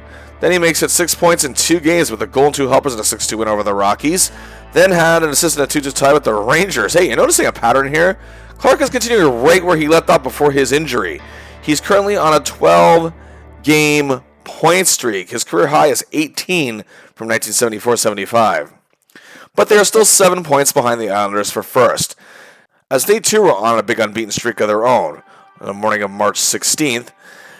And then it was a home-and-home series with Buffalo, a loss on the road where Clarke had an assist, a shorthanded goal, and a tie at home. Clarke's streak goes to 14 games. But on March 20th, here we go, huge game. Islanders are in town, and our hero is ready to unleash himself, and so is his team. The fans are rabid as ever at the Spectrum. It's a tense affair with some heated moments, but Clarke is schooling Trottier, taking his game away from him every which way. And sure enough, it's 3-1 Flyers after 2 periods. And midway through the third, power play, Daly sets, Bobby gets the pass, sees Reggie at his shooting range, loads the bullet, and Reggie launches it net for the goal, 4-1, en route to a 4-2 win. And now the Islanders are now just 4 points ahead of the Flyers for first place, and both teams have 9 games to play. Bobby is a monster out there, extending his streak to 15 games, playing with heart and soul, still as passionate about winning as ever. The win against the Islanders was the first of 3 in a row for the Flyers, an assist in a win over a heavily improved Leafs club, then an assist over the lowly Stars. Going into a March 28th game against the Rockies, they now sit 5 points behind the Islanders for first place in the Patrick Division. The Rockies have only won 16 games this year, and former Flyer Doug Favell's in net. But the Rockies shockingly strike first, but 3:40 later Joe Watson sends in Bobby on Favell. He scores, it's 1-1 after 1. But Favell is actually playing a beauty in net, and the Rockies lead 2-1 after 2. What the f***? But 1:23 into the third period, Bobby to Polly to Billy. The game is tied 2-2. Both teams exchange goals. The game is tied 3-3. But the Flyers lose to the Rockies 4-3. Now Clarke keeps his point streak alive to 18 games, tying his career high from 3 seasons prior. But luckily for the Flyers, however, the Islanders lost to a streaking Rangers team. The Flyers bounce back with a 3-2 win over the Canucks, and Clarke sets a new career high 19-game point streak. And what makes this all the more impressive is that not only were the last 13 games of this streak coming after a return from injury, but Clarke was also battling some pretty bad knee issues too at the time. Well, going into April, each with 5 games left, the Flyers just sit 3 points behind the Islanders. Clarke is still on a hot streak and as determined as ever. Indeed, in a win against the Kings on April 1st, saw Clarke set up 2 shorthanded goals for Bill Barber, tying Clarke's team record, and then assisted on Holmgren's goal for 3 apples on this night. The point streak is now at 20 games. The Flyers reached 100 points for the 5th consecutive season. Amazing. But the Isles on that same night on April 1st beat the Capitals, then beat the Wings the very next day. The morning on April 4th, the Flyers with 4 games left, the Isles with 3 left are 5 points back, but they can still catch them. And here we go again. This time on the island, this is a huge game. The Flyers want the division for the 5th straight year. The Isles are still looking for their first. A win for the Isles will bring them a step closer, but the Flyers aren't going to let it go that easy. However, Philly trails 2-1 after 1, but early in the second period, the points gets it up to Clarke, who sets up Holmgren. It's 2-2, and a Kinderchuk goal put the Flyers up 3-2 after 2. But near the midway point of the third, the Isles get a power play marker, but no one could solve Piranha or Chico. It's over, a 3-3 tie. Not great news, but not terrible either. The Flyers still sit 5 points behind the Islanders with 3 games left. The Isles just only have 2. Clarke extends his point streak to a huge 21 games, but the Flyers basically will need to win their remaining games, all 3, and the Isles will have to lose their next 2. Yeah, that didn't happen. The Flyers did win against the Rangers on April 6th, bringing them back to within 3 points. But the Flyers can only tie the Flames on April 8th while the Isles crushed the Rangers to clinch the division. Clarke's point streak out of 22 games was also finished on that day. But wow, in those 22 games, 5 goals, 26 assists, 31 points, and a plus 14. And not to mention the final 16 games of this streak again. Returning from a broken thumb, having recurring knee problems. That Warrior spirit's still very much alive. The Flyers ended the season with an upset loss to the Stars, but they still finished 45, 20, and 15 for 105 points, tied for 4th best point total in the league, but were officially the number 4 seeded team due to having more wins. However, since their streak of division titles came to an end, they do have to play in a preliminary round for the very first time, but any way you slice it, it's playoff time! And standing in their way is the Colorado Rockies. What the f***? Yes, despite their 19-40-21 record for 59 points, which, by the way, is a franchise record at this point. And even though the Penguins finished 9 points ahead of them, since I guess each division needs at least 2 teams to make the playoffs or something, and the Rockies are in the sucky Smite division, I don't freaking know. They somehow got the final seed. Oh, what the f***? Anyway, I should, however, point out the Rockies did have a fantastic power play, ranked 5th in the league. The penalty kill was mid, almost literally. And to be fair, yes, I should point out, even though the Flyers won the season series with a 3-2-0 record, they still lost this club twice. That's all you need to win a best-of-3 series in this opening round. And also, to be fair, the Rockies did have a lot of injury issues. But come on, even at best with their players healthy, I'm willing to bet they barely reached 25 games. History pretty much has already dictated this and would thereafter for this club. The Rockies were managed by Myron Miron, I don't know.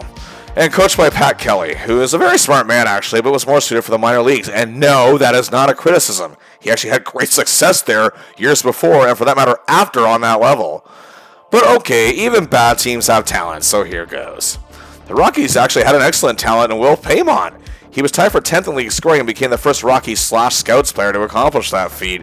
A gritty winger with size and power, wasn't afraid to get a little nasty, and his physical prowess allowed him to get close to the net and be an excellent scorer, and was actually underrated as a setup man. He had 31 goals, 56 assists for 87 points. He was actually the first ever first-round draft pick for this franchise back when they were the Scouts. He also played in his third straight NHL All-Star game. He was also team captain this year. He was truly who they were banking their future on. And they also had Paul Gardner, who scored 30 goals in just 46 games, was 7th with 13 power play goals, and 3rd in shooting percentage. Why no graphic, you ask? Because of course he's injured. That's why no graphic. Gary Courteau was okay, I guess, but he too was injured. I guess I'll include Denis Dupere, who an NHL and minor league journeyman. After all, he was one of 2 forwards with a plus rating on this team, and was actually second best in the whole team with a +9. He scored 15 goals, had 15 assists. He also wore the number 15. Totaling 30 points. He also played in 54 games. He was also their top penalty killer, to be honest, and never played in the NHL again after this.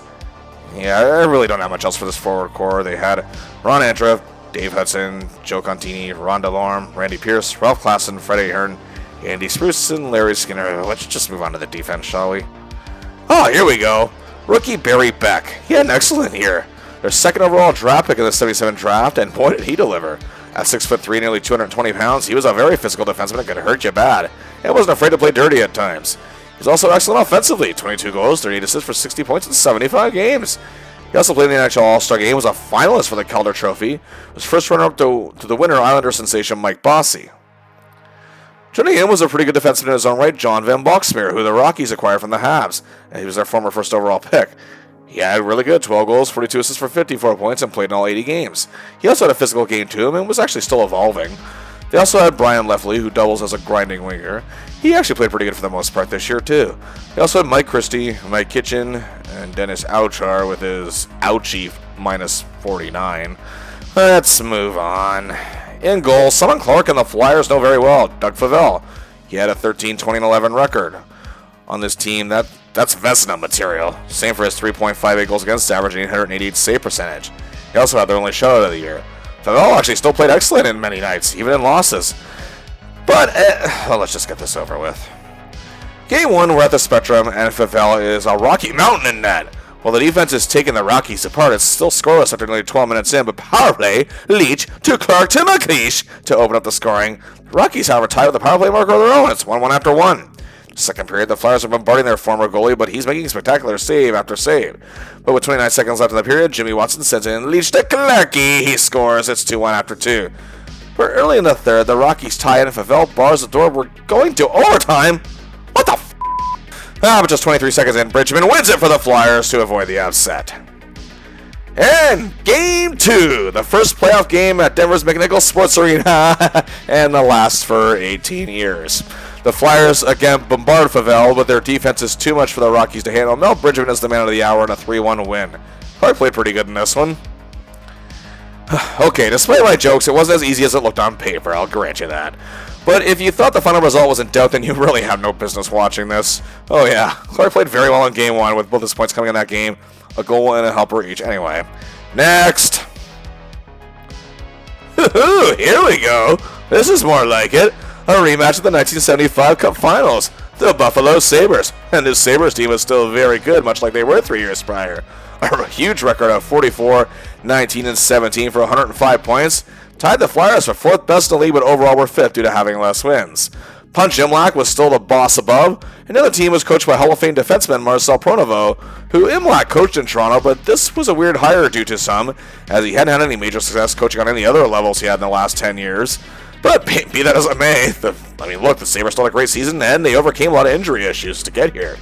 And speaking of getting here, they needed all 3 games, however, to get past the determined Rangers squad. They had a very good power play, but yet had the league's best penalty kill. And the Flyers didn't beat the Sabres at all this year. They were 0-3-1 against them, something that many experts actually pointed out. This does not look easy at all, as indeed the French Connection is still one of the most exciting cores in the league. Now, 2/3 of the French connection had injury issues, but Gilbert Perrault did not. He only missed one game. He had another great year.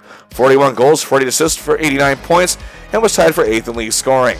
Was tied for 4th with even strength goals with 34, and was tied for 5th in game-winning goals with 7. He was still one of the best playmakers in the game. Right winger René Robert missed 13 games but still had 73 points in the 67 he played, while left winger Rick Martin missed 15 and had 63 points in 65 games. But there's so much more to this club, such as Danny Gare, a scrappy little guy who played a fearless style but also had a tremendous wrist shot and emerged as one of the best players on this team, and slowly is becoming among the league best. 39 goals, 30 assists for 77 points in 69 games. He was also an excellent plus 32, and his 30 even strength goals were tied for 9th in the league. And he was also emerging as a tremendous leader. And I have to give mention to Craig Ramsay, one of the best two-way players in the game. Need a top forward check? Call Craig. Need a penalty killed? Give Ramsay a ring. He was the primary reason why the Sabres penalty kill was so good. As a matter of fact, he led the league with 6 shorthanded goals. He could work the boards, and hey, he could provide offense too. 28 goals and 43 assists for 71 points. He was an incredible plus 38, which led the entire team. Also, a new award was introduced in the NHL this year, the Selke Trophy, as the league's top defensive forward, and Ramsay was the first runner-up. Also on this forward core, you had Don Luch, who scored 28 goals and was also in voting for the Selke. Gary McAdam, Andre Savard, and Rick Sealing each chipped in with 19 goals. Ron Schalk and Derek Smith also lend a hand to this club. Leading the defense is again the grossly underrated Bill Hatt. Very traditional, no gimmicks needed, and was second on the team with a plus 36, and was very popular among Sabres fans, and again, had size and can still throw a big hit. Buffalo's defense as a whole was quite underrated. They had leadership and physicality of Jim Schoenfeld. Jerry Korab also provided toughness and a little bit of offense. Young Lee Foglin was evolving into an excellent blue liner, as well as the very good Jocelyn Guevremont and unheralded rookie Bill Stewart. But the man who stole the show in Buffalo this season was the rookie goaltender, Don Edwards. He had played well as a backup the year prior, but won the starting job this year, and he was sensational. A great record of 38, 16, and 17. His 38 wins led the league. His very good 2.64 goals against average was 6, and excellent 968 percentage was 7. His 5 shutouts was tied for second best in the league. He was a finalist for the Calder Trophy as the league's top rookie, coming in 3rd. He finished just outside of being a finalist for the Hart Trophy as league MVP, coming in 4th, and was a second-team All-Star. Wow, this could get crazy. Here we go. Game 1 at the Spectrum. Old rivalries die hard as this game is very tense. Perron is playing like his old playoff self, and the Sabres are scrambling. Clarke, like 3 years prior, is giving Perrault a rough go of things. The Flyers led 3-1 after 2, and big ace from Kinderchuk, McLeish, and Kelly were a big help. In the third period, just 128 in. What do 2 Bobs and a Bill equal? How about a goal for Barber from Clarke and Daly? Haha, yes, a 4-1 win for the Flyers, an excellent game for our hero. Game 2, more tension arises, but the Sabres are a little more focused in this game and tougher to contend with. Clarke still has Perrault's number, however, in the faceoff circle. The Flyers bombard Edwards. Their defense gives Perron some breathing room, but he still made some big saves. It's 3-2 after 2 periods, and that's how it would stay. The Flyers go up 2-0 in this series.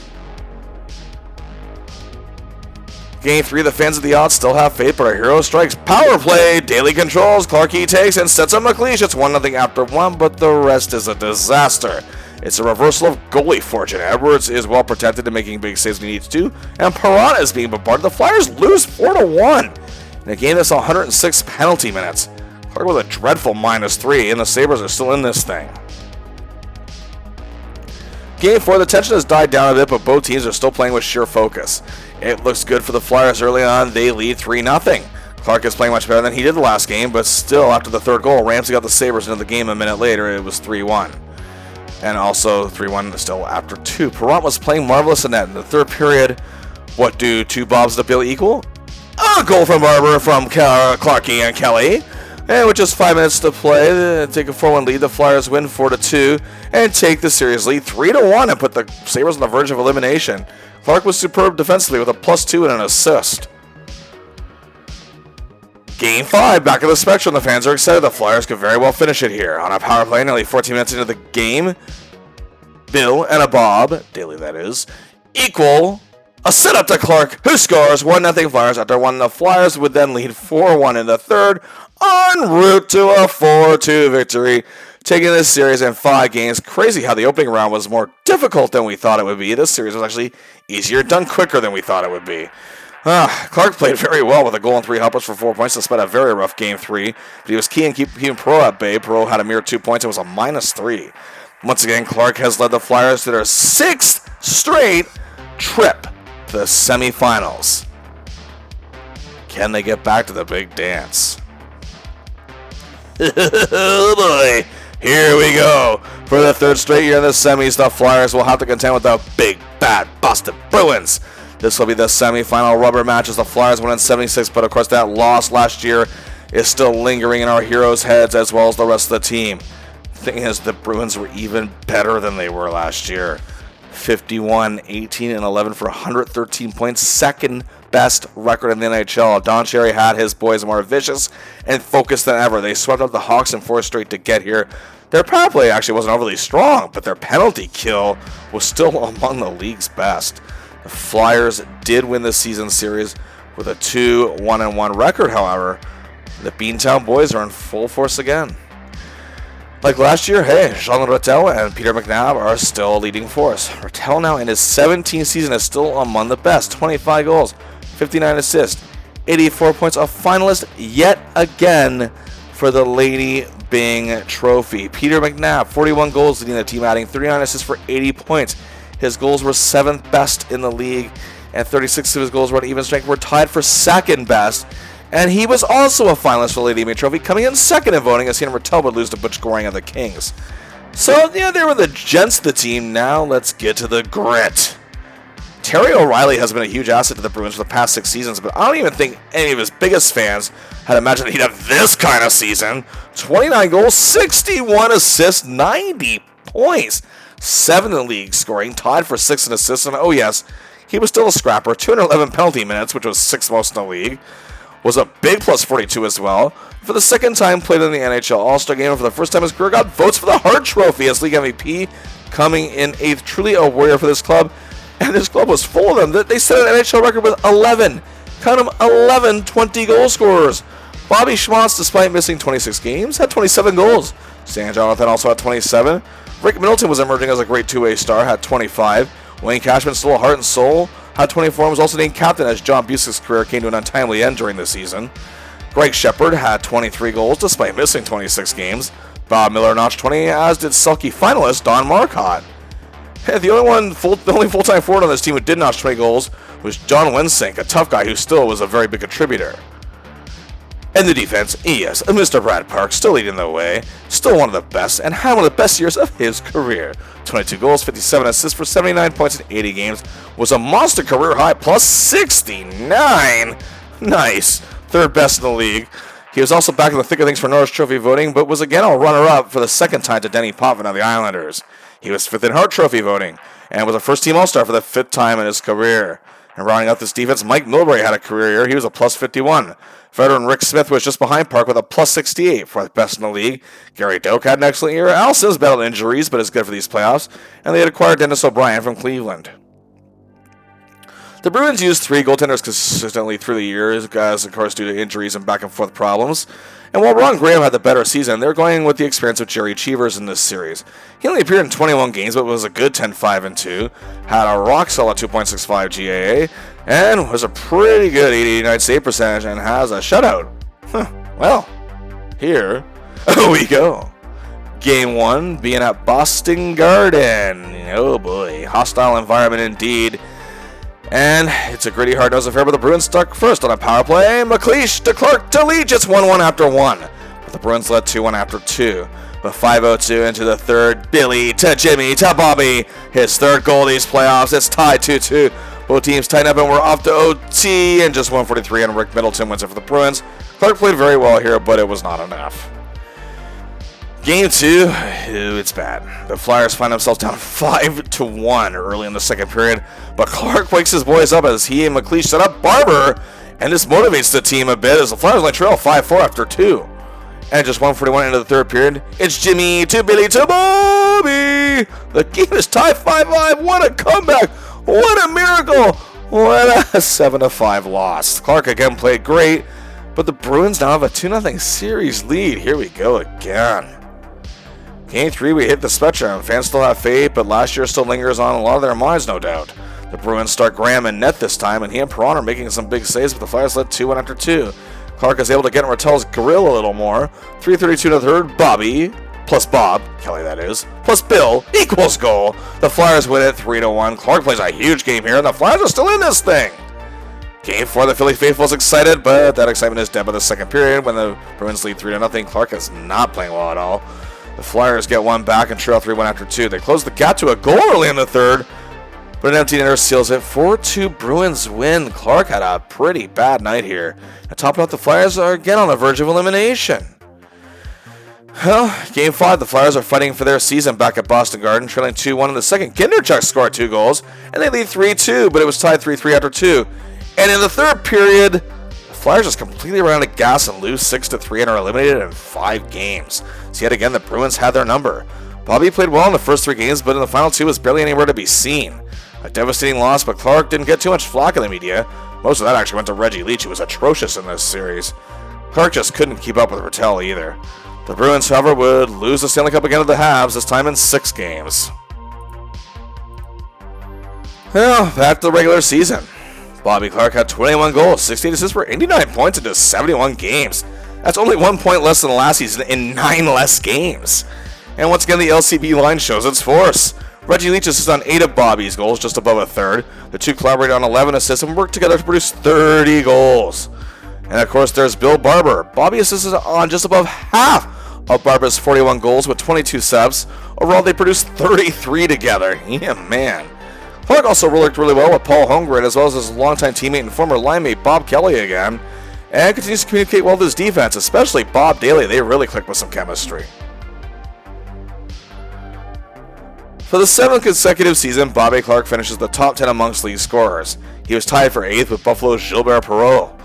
Take a good look at this list. This is pretty legendary.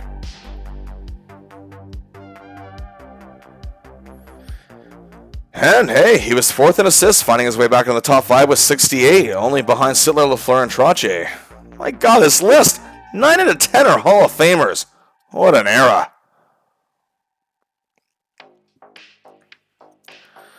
Well, as for award season, Clarke came in 6th place in Hart Trophy voting with 27 votes, breaking his 3-year streak of being a finalist. But either way, it just shows he's still among the league best. And remember that award, the new award I mentioned, the Selke Trophy for top defensive forward? Well, Bobby Clarke was just short of being a finalist, coming in 4th in voting in the inaugural Euroview Award. And since 5 players got votes, only 5 players that is, that's quite impressive. Montreal's Bob Gainey was the first winner, but Clarke again, making history. Clarke again continues to prove his greatness, missing 9 games and completing the largest point streak of his career of 22 games pretty much on one knee while recovering from a broken thumb. For 7 straight years among the top 10 in scoring, makes his 8th and selected for his 9th All-Star game, is a monster plus 47, got more votes for the Hart, as well as the new Selke Trophy as top defensive forward. Now look, there's no doubt that Clarke is still amongst the elite in the league, but the Flyers' continuous playoff woes and other little problems the last couple seasons are actually really starting to get to them, and big changes are afoot going into the next season. Well, now Bobby Carke enters his 10th season. But even with great teams comes big changes, and Clarke, as always, will roll with the punches and whatever comes his way. Gary Dornhofer had to retire due to recurring injuries. The team shockingly parted ways with Orest Kinderchuk, Ross Lunsbury, and Tom Bladden. That was a big shock in exchange for draft picks, and also parted with Joe Watson for cash to the f***ing Rockies. But the biggest hit came behind the bench. Freddie the Fog Shiro, the man who guided this team to greatness when they had almost no direction, leaves the Flyers and takes a job as coach and general manager of the New York Rangers. Oh, this infuriated both the organization and the fans. But they did get compensation, including a first-round draft pick, which ended up being a guy by the name of Kenny the Rat Linsman. After a successful stint in the minor leagues, however, Blake Dunlop joins the Flyers full-time. First-round draft pick Ben Wilson joins the defense. This Flyers team still looks very strong on paper and definitely a contender. And new head coach Bob McCannon, who again led the expansion AHL Maine Mariners to a Calder Cup title, takes over as head coach. Also, the league had shrunk in size, well, just by 1 to 17, as the boring Barons ceased operations and merged with the Sucky Stars. Hey, October, Clarke had some solid games, and as luck would have it, he played former coach Shiro in a visit to New York to face Espo and the Rangers. And now, oh, was he ever a ball of fire and hatred in this one. The Flyers trailed 3-0 in the first period. Bobby was getting a little too stick-happy with 4 minutes of penalties. In the second period, the Flyers got on the board on a power play as the point says that the Bobby up front for the goal. And Clarke then proceeded to take another 9 minutes of penalties, including fighting with Dave Maloney. Oh, it was a beauty. The Flyers only trailed 3-2 after 2. But time was winding down. But rookie Wilson, as he gets over to Bobby, sets up Paul Holmgren with 1:12 to play and gets the tie. Bobby has a Gordie Howe hat trick to open the season. He got an assist against the Wings in a win, but in their home opener against the 3-time defending Cup champion Habs, he and McLeish assisted on a Jimmy Watson goal to tie the game 1-1 after 1 period. However, they're trailing 3-1 in the third on a power play. He set up McLeish to get the Flyers closer, but they dropped the game 3-2. He had an assist at home against the Penguins for a win. They would then get shut up by Toronto, torched by the Flames, the latter of which he had a goal. After a tie with the rival Islanders, they got revenge on Toronto, shutting them out with 5-0, Clarke with 2 helpers. Clarke, however, had a terrible game against the Canucks in a loss, but he had 2 goals, 8 assists for 10 points in 9 games to start the year. Really good. He was a -1, however, but nothing to be too alarmed about. And the Flyers were, well, actually, they were off to a pretty bad start. Things were picking up for our hero and the team in November. Despite opening the month in a loss to the Flames, the Flyers went on a 6-game unbeaten streak. First attacked the Sabres, who themselves were struggling a little bit. Clarke assisted on a Barber shorthander and a Leach powerplay marker, working on both sides of special teams. They then went into Boston to face the Big Bad Bruins and got a measure of revenge with a monster 7-2 win, 2 assists for Leach, 1 for Holmgren, all on the power play in the big win, and also Clarke held Rattel to just 1 shot and a -2. Then 2 more assists, both to Barber, and a 6-4 win over the Rockies. 7 assists in 3 games, insane. We'll make that 8 assists in 4 games as they head into LA to beat Dion and the Kings 5-3. He go pointless as they had to settle for a tie against the Rockies, but then they would beat the Canucks on the road. The streak came to an end, however, with the loss to Tony O and the Chicago Blackhawks, but Clarke had an assist in that one. Then they get crushed by the red-hot Islanders 8-2. It's a loss where our hero and the Flyers were called out by the media as being, well, surpassed by this Isles team. Hasn't even been to a Stanley Cup yet, let alone won one. But Clarke and company refocused in a game against the Detroit Red Wings on November 19th at home. The Wings had a resurgent season last year, led by rookie Dale McCourt and defenseman Reed Larson, but are off to a rocky start this year, despite acquiring Kings superstar goaltender Rogie Vachon. It was a tight game. The Flyers finally struck first, however, when, poor Rogie Vachon, B to L to C, Clarke gets the goal on a power play, but 25 seconds later, the Wings tied it. But just 1:42 later, Clarke to Wilson to Reggie Leach. It's 2-1, and with 38 seconds left of the period, Bobby to Bill, 3-1 Flyers. They'd hang on to win 4-3. Clarke is named first star of the game for his 3-point night. It motivated the team as this would be the first of 4 wins in a row. They'd stun the Sabres on the road and beat rookie Bobby Smith and the Stars. Then a win on the road against the Pens where Clarke had an assist. The Habs, of course, ended the streak, but Clarke decided to school young Bernie Federko and the Blues and was on ice for all 3 goals with a goal and assist and was a +3 overall in a 3-0 win. Clarke ended November with 2 goals, 6 assists for 15 points in 15 games. It was an excellent +7. Clarke looked sharp in December as well. 6 goals, 7 assists, 13 points in 14 games, and was a +4. The month started off sluggish, losing to the Bruins on the road, but they rebounded with a win over the Leafs. Clarke had an assist in each game. They lose to the Rangers, that one hurt. Clarke was an abysmal -3, and oh boy, Fred Shero got a really rude welcome back from the Flyers faithful. But they got back at Boston at home with a 9-2 win on December 9th. This was a clear message to Sherry and his boys, as L got it to B, who set up C to make it 4-0, and then Billy set up Bobby to make it 5-2, and then Jimmy and Bobby set up Billy to make it 6-2. This began a 3-game win streak, giving Coach Shero a howdy and hello in New York with a 4-0 win. Bobo had an apple, and then they returned home to beat the Pens. After a loss to the Flames, it was a win over the Blues at home, Bobby with 2 assists in that one. They'd get a tie and in a win in a home-and-home with the Capitals, but lose to the Hawks. Clarke again a brutal -3. In a Boxing Day matchup with the Red Wings, Clarke showed he can still come up in the clutch. The Flyers were actually down 2-0 late in the third period. With 1:25 left, Clarke got the puck to McLeish, who set up Bridgman for a goal. And 16 seconds later, Wilson gets the puck up to Bridgman, who goes in and goal with Bobby! He scores, tying the game with 1:09 left, and that's how it would stay. 2 days later, against the resurgent Rangers, again, a very heated game. Tied 1-1 in the first, Clarke takes a loose puck out of the Rangers, turn it over, he goes in on poor Doug Soder, and it's a goal. 2-1 Flyers. Leach makes it 3-1 20 seconds later, but after 2 periods, it was 3-3, and Bobby Clarke and Phil Esposito went at it as the Spectrum was shaking to its core, seeing these 2 stars finally drop the gloves against one another. But just 37 seconds later into the third, Barber, Leach, Poor Doug Soonard. Bobby Clarke gets his second goal of the game. It's 4-3. It went back and forth, but the Flyers get the huge 6-5 win to end the month. However, they'd suffer an upset to the Blues. Bobby, however, scored his 10th goal of the year in that one. They began the new year of 1979 with a home-and-home series with the Islanders, and it was actually one of those good news, bad news situations. Good news, despite trailing 2-1 in the second period, on a power play, the LCB line strikes. Billy and Bobby set up Reggie to tie the game. Then 39 seconds later, also on a power play, Bridgman to DuPont to Clarke, 3-2 Flyers. Perrott barred the door, and they'd hang on for the win. A huge game for Bobby, but then there's the bad news situation. As Clarke played a very rough game against the Islanders on the road 2 days later on the 6th, the Flyers got crushed 5-1. But the Flyers roared back with a 3-0 shutout win over the Kings at home, Clarke getting an assist. Then it was capped off at the Cap Center to face the crappy Capitals. And the Flyers won 5-2. Clarke had 3 assists, 2 to Leach and 1 to new acquisition Dennis Vivergaert. I'm sorry if I pronounced that wrong.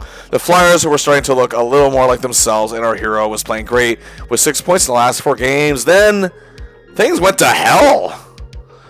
Okay, well, it didn't look like the panic button needed to be hit at first, as well. They're going to have to settle for a tie with the once again dead thing Red Wings, where Bobby had a goal and assist, and another tie game, a 1-1 battle with the Islanders was respectable enough. But then they were decimated 5-0 by Atlanta. Then it was a tie with Buffalo. Clarke had an assist. And Clarke was a hero in a tie with the mighty Habs in Montreal, as he and Bridgman assisted on a Bob Daly goal with 38 seconds to play. They also came back from a 5-2 deficit to tie the Rangers. The fact is, however, they're not winning games. Then came 3 losses in a row. A 3-1 upset by the Stars. They were humiliated 7-3 by the Habs at home, despite Clarke being in on all 3 goals with 2 goals and an apple. Keith Allen was fed up, and Bob McCammon, just after 50 games as Flyers head coach, was fired. So was assistant coach and former teammate of Bob's, Terry Crisp. Well, they concocted a bit of a switcheroo. Pat Quinn, a former defenseman, of course, who took over McCammon's job in Maine in the AHL, was just 36 years old, a little young for a coach, and was called to be the Flyers head coach, as he had assisted under Shiro last season. McCammon went back to Maine and won another Calder Cup that year. But Quinn's first game on February 1st was a 4-1 loss to the Hayden Isles. 9 games without a win. 4-5. Yes, it's not the worst winless streak in the world. Fact is, they still weren't winning. The funny thing is, Clarke didn't actually play terrible at all.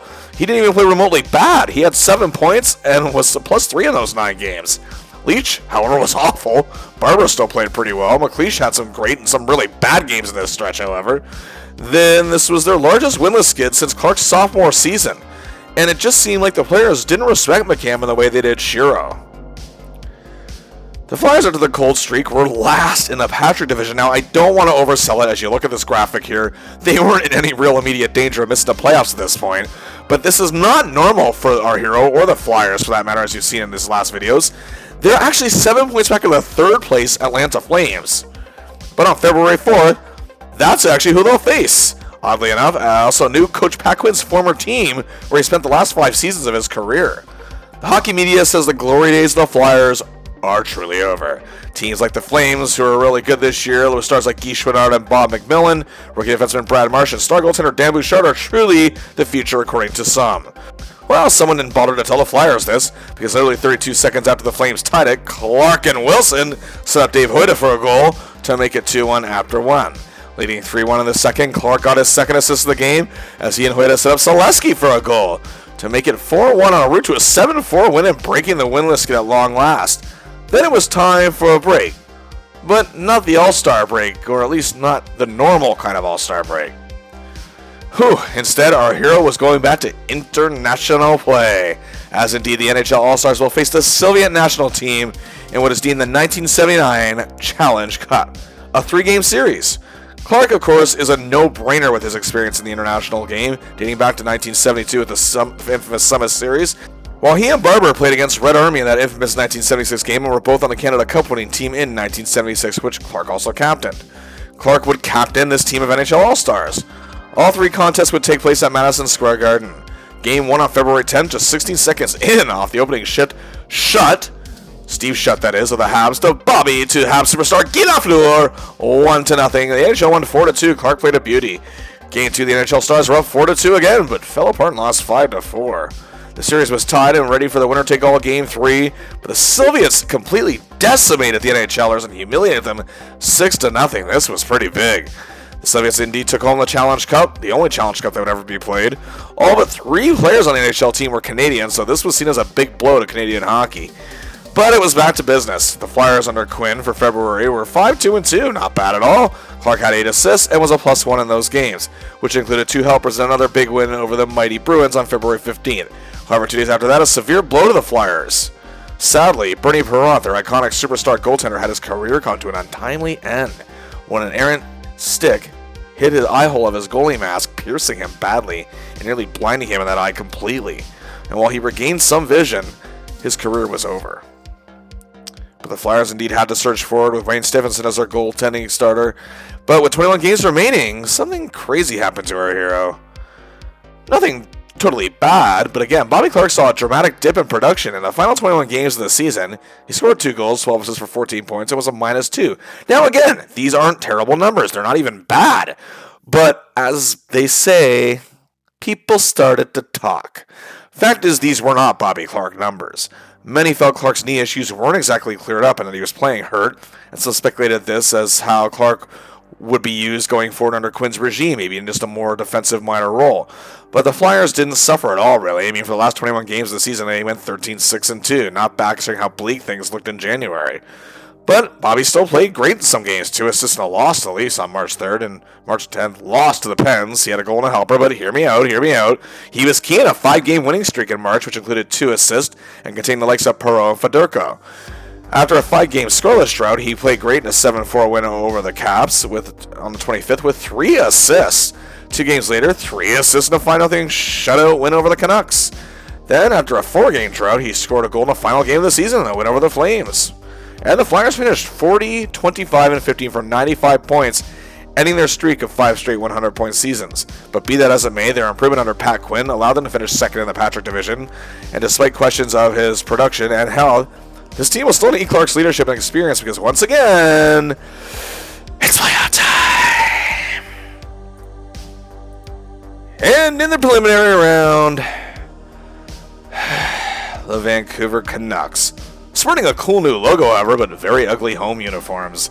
Yeah, they're slightly better than the Rockies, but that's like getting non-alcoholic beer with a fake ID and bragging about it. They had a putrid 25, 42, and 13 record for 63 points. A terrible power play, but they actually had the 3rd best penalty kill in the league. They were coached by the boisterous Harry Neal. Yes, that Harry Neal.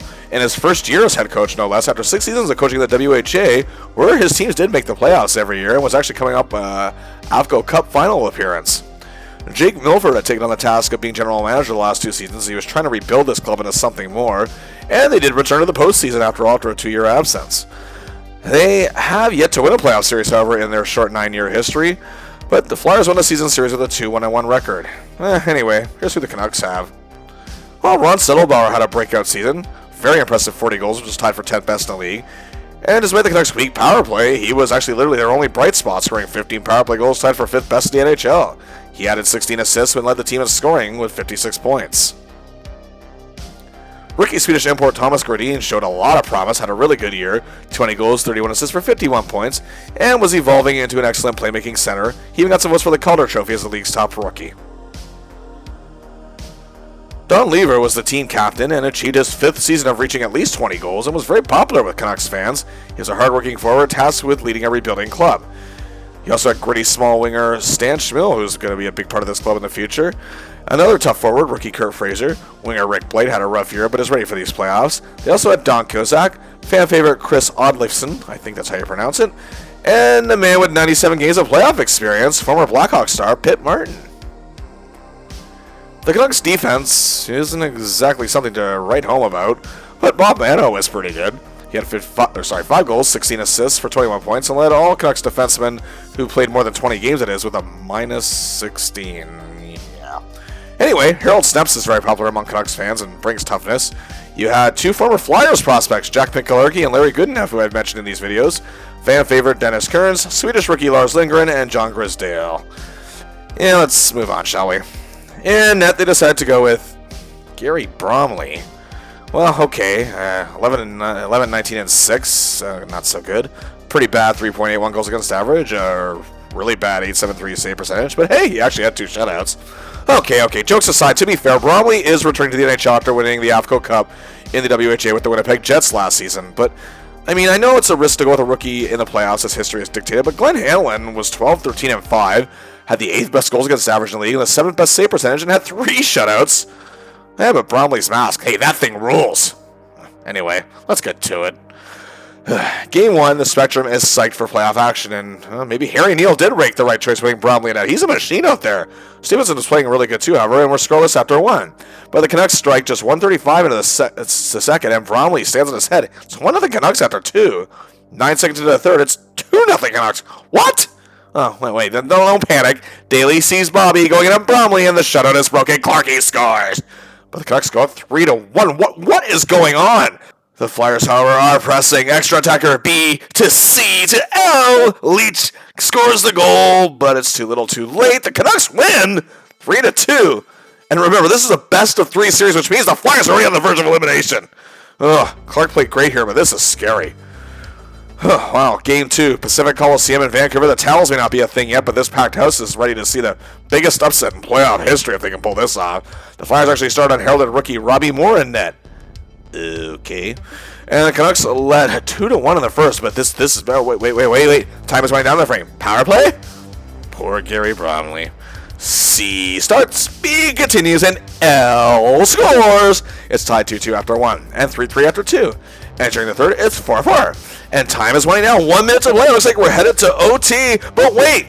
Clarke breaks it with Leach, and the rifle launches it into the net with 54 seconds left. Wow, and silencing the fans, and the Flyers at an empty netter and win 6-4. Whew, that was close. Clarke again was excellent here. A huge clutch performance for him, to say the least. Game 3, back at the Spectrum. Fans are rabid, but it's do or die for both teams. And just 4:13 in, power play, Reggie to Billy to Bobby. The Flyers then lead 2-1 after 1. Then just 34 seconds into the second, McLeish to Clarke to Leach. 3-1. Moore plays great in net, actually.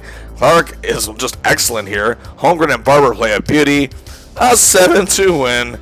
They take the series in the third and deciding game. It's a bit of a shock what happened in Game 1 and how competitive the Canucks were in Game 2 even. But the Flyers didn't lose focus. They didn't lose their cool. And what a series for Bobby Carke. 2 goals, 4 assists, 6 points. Literally 2 points a game. And a huge +3. All 3 of the LCB line brought it in this series, and Clarke silenced many doubters. He was looking like the man who won 2 Stanley Cups. But standing in their way of a 7 straight semifinal appearances, oh boy, the New York Rangers. Well, you know part of the story already. After simmering in mediocrity for the last 3 seasons, this year was much different with new head coach and GM, Fred Shero, the mind behind the Flyers this past decade, now guiding the Rangers. So much so, the Rangers finished 40, 29, and 11 for 91 points, just 4 points behind the Flyers. This is their first winning record since 1974-75. Now, despite a subpar penalty kill, their power play is ranked 5th. The Flyers barely edged their division rivals, winning the season series with a 3-2-3 record. The games were very heated and exciting as Shero's defection kicked this rivalry into a whole other level. The Rangers swept the Kings in 2 straight to get here, and this is going to be something. This team has a man leading the way, of course, who Bobby is very familiar with. And, of course, that's the man they call Espo. Phil Esposito had been productive since leaving Boston, but not nearly at the levels that he once reached. Well, for the first time since leaving Boston, he reached the 40-goal mark with 42 on the year, the 8th time he has reached 40 goals at least. It was also the 8th best mark in the league. His 14 power play goals was tied for 7th best. He was tied for 6th with 7 game-winning goals, and was looking like the man that won 2 cups in Boston. Also, for the first time since leaving Boston, he got votes for the Hart Trophy as league MVP. And the Rangers' fortunes also turned around due to a pair of Swedish imports who made waves in the WHA playing alongside Bobby Hull. And of course, I'm talking about Anders Hedberg and Ulf Nilsson. Sadly, however, Nilsson was injured, but Hedberg was ready. Coming off 2 AFCO Cup wins in Winnipeg, he had a great first year in the NHL. 33 goals, 45 assists for 78 points, that point total, tying Espo for the team lead in scoring. He's an efficient scoring winner. He fitted with the Rangers instantly and quickly understood the NHL's style. He also got votes for the Lady Byng Trophy. Ron Duguay was emerging as a big star in New York, not just for his hair, as when he wasn't concerned about that, he was actually really good on the ice. He had excellent sophomore season, 27 goals, 36 assists for 63 points. He was a really good skater, was actually excellent in the faceoff circle, and he had size to go with it. He definitely lent a lot of substance to this club, just as long as the models in Studio 54 don't keep him distracted. Anyway, this Rangers core was rock solid up front for the rest of the way. Pat Hickey evolved into a tremendous young forward, 34 goals and had 75 points. Steve Vickers had a few injuries, but he's good to go. 11-year veteran Walt Kachuk still provides veteran leadership and a two-way presence and will be highly checking on Clarke. Don Murdoch also had injury problems, but was very productive when healthy. Pierre Plonk is the team extra grit, and rookie Don Maloney is a hungry young lion out there. On the defense, the ever-popular Ron Greschner leading the way. Very good offensively, 17 goals, 36 assists for 53 points in 60 games. A tremendous skater with imposing size and physicality to his game. He's an expert power play backer as well. Despite injuries this season, he's 100% for these playoffs. He also had team captain Dave Maloney. He provides a great physical and tough game. Mike McEwen provides an efficient offensive game for the Rangers on the blue line. Rookie Mario Marwa also made an impact, while Dave Farish lends a hand. And Carol Vadnais, the 12-year veteran, brings a lot of playoff experience and is also fantastic on the power play. In net, the Rangers actually had their struggles a lot this year. They gave up a lot of goals, but they put their trust in JD, John Davidson. He did have a really good record at 20-12-5, the mid 3.52 goals against average and a .873 save percentage. But the Rangers felt this is their guy. And, oh yes, one more thing to add. Who knows this Flyers team better than Fred Shero? Well, Game 1, Spectrum fans want blood. But it's a fairly disciplined game on both sides, but the Flyers trail 2-0 as Davidson is playing excellent in net. The Flyers come out to tie 2-2. Clarke is playing meh. And we go to overtime. Just 44 seconds in, youngster Kenny Linsman wins it for the Flyers. A good start to the series. Game 2. It's another disaster. Moore's inexperience comes into play, and he's lit up by the Rangers. Don Maloney and Greschner dominate this game, while Davidson's a marvel in net. The Flyers are completely embarrassed at home, 7-1. Clarke has barely existed in this game. The series is now tied 1-1. Well, Game 3, we shift to a very loud and excited Madison Square Garden, and who can blame them in the Big Apple?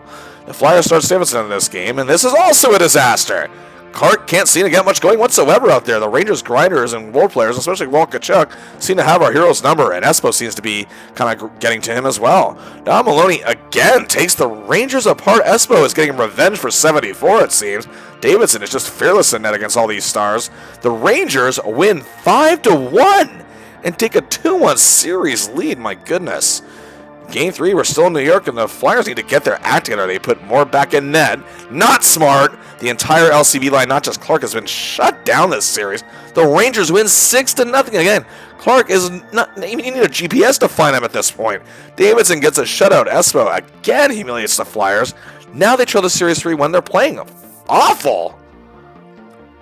Game 5, back of the Spectrum, a complete embarrassment. Stevenson's back in net. No, he's lit up. And plus 2 empty net goals, too. Clarke was a -6. Even he would say later on it was one of the worst games and worst moments of his career. Rangers win 8-3 and take the series in 5 games, ending the Flyers' string of 6 straight semi-final appearances. Good Lord. This may not only be the worst Clarke has ever played in the playoffs, which it definitely is, but this may be the worst he played in his career. A complete wreck. Pointless. -11. -11. Yes, I'm aware more than half of that was in one game. But just keep in mind he was a -5 going into Game 5. But Clarke was a ghost in this series. Now the doubters are back out of the woodwork after how great he played in the opening round against Vancouver. Leach, however, was also awful. Barber wasn't much better. The Rangers not only beat them, they humiliated them. This wasn't like simply losing to a better team, as like, say, the Habs or the Bruins. They weren't necessarily embarrassed in those series. Many couldn't believe that Pat Quinn actually kept his job after this. Anyway, the Rangers would then stun the Islanders in 6, but then lose to the Habs in 5 games in the Stanley Cup final. Anyway, enough about this, shall we? Well, in the regular season, Bobby Carke had 16 goals, 57 assists for 73 points in all 80 games played. This is actually the first time he's not averaged at least a point a game since his second season in 1970-71. It's also the first time he's failed to reach 20 goals since his rookie season. Still, not bad numbers overall. The Flyers' overall goals were actually down significantly this year. But be that as it may, the LCB line was still top of the notch in Philly. Leach and Barber each assist on 7 of Bobby's goals, just under half, but Bobby assisted on 21 of Leach's 34 goals, all but 13. Together they teamed up for 32 goals. Barber and Clarke teamed up for 34 goals. And, well, the lefty was Clarke's main assist collaborator with 14, and Clarke collaborated with 15 different players overall. And Clarke also, I should point out, found great chemistry with rookie defenseman Ben Wilson. This would also break Clarke's string of 7 straight seasons among the top 10 scorers in the league, but he still cracked the top 10 assists in the league for the 7th straight time, as his 57 helpers ties both Islanders superstar Mike Bossy and Guy Chouinard of the Flames for 9th. Clarke still registered a single vote for the Hart Trophy this year, tying him for 16th overall. He fared slightly better in Selke voting as the league's top defensive forward, garnering 7 votes for 8th place. For the first time in his 10-season career, Clarke's status is left with more questions than answers, it seems. After a disastrous playoff performance like that, and again, not just referring to Bobby here, I'm referring to the team as a whole, rather than wait for things to get worse before rebuilding, perhaps it's time to start now, and both Alan and Pat Quinn need to realize that. But on the other hand, Bobby was definitely getting way too much flack for his overall play this season. These are not bad numbers, and he was still a great leader, but even he knows things need to change. Well, indeed, that does it for part 3 of our look at the great Bobby Clarke, and next, well, the 4th and final part of the series as Clarke's career winds down, but hey, things take a very interesting turn as we head into the 1980s. If you've learned one thing, however, from watching these videos, you know he simply isn't just going to roll over and forget about it and let this go. In the meantime, like and share the video, subscribe to the channel, and until next time, I'll see ya!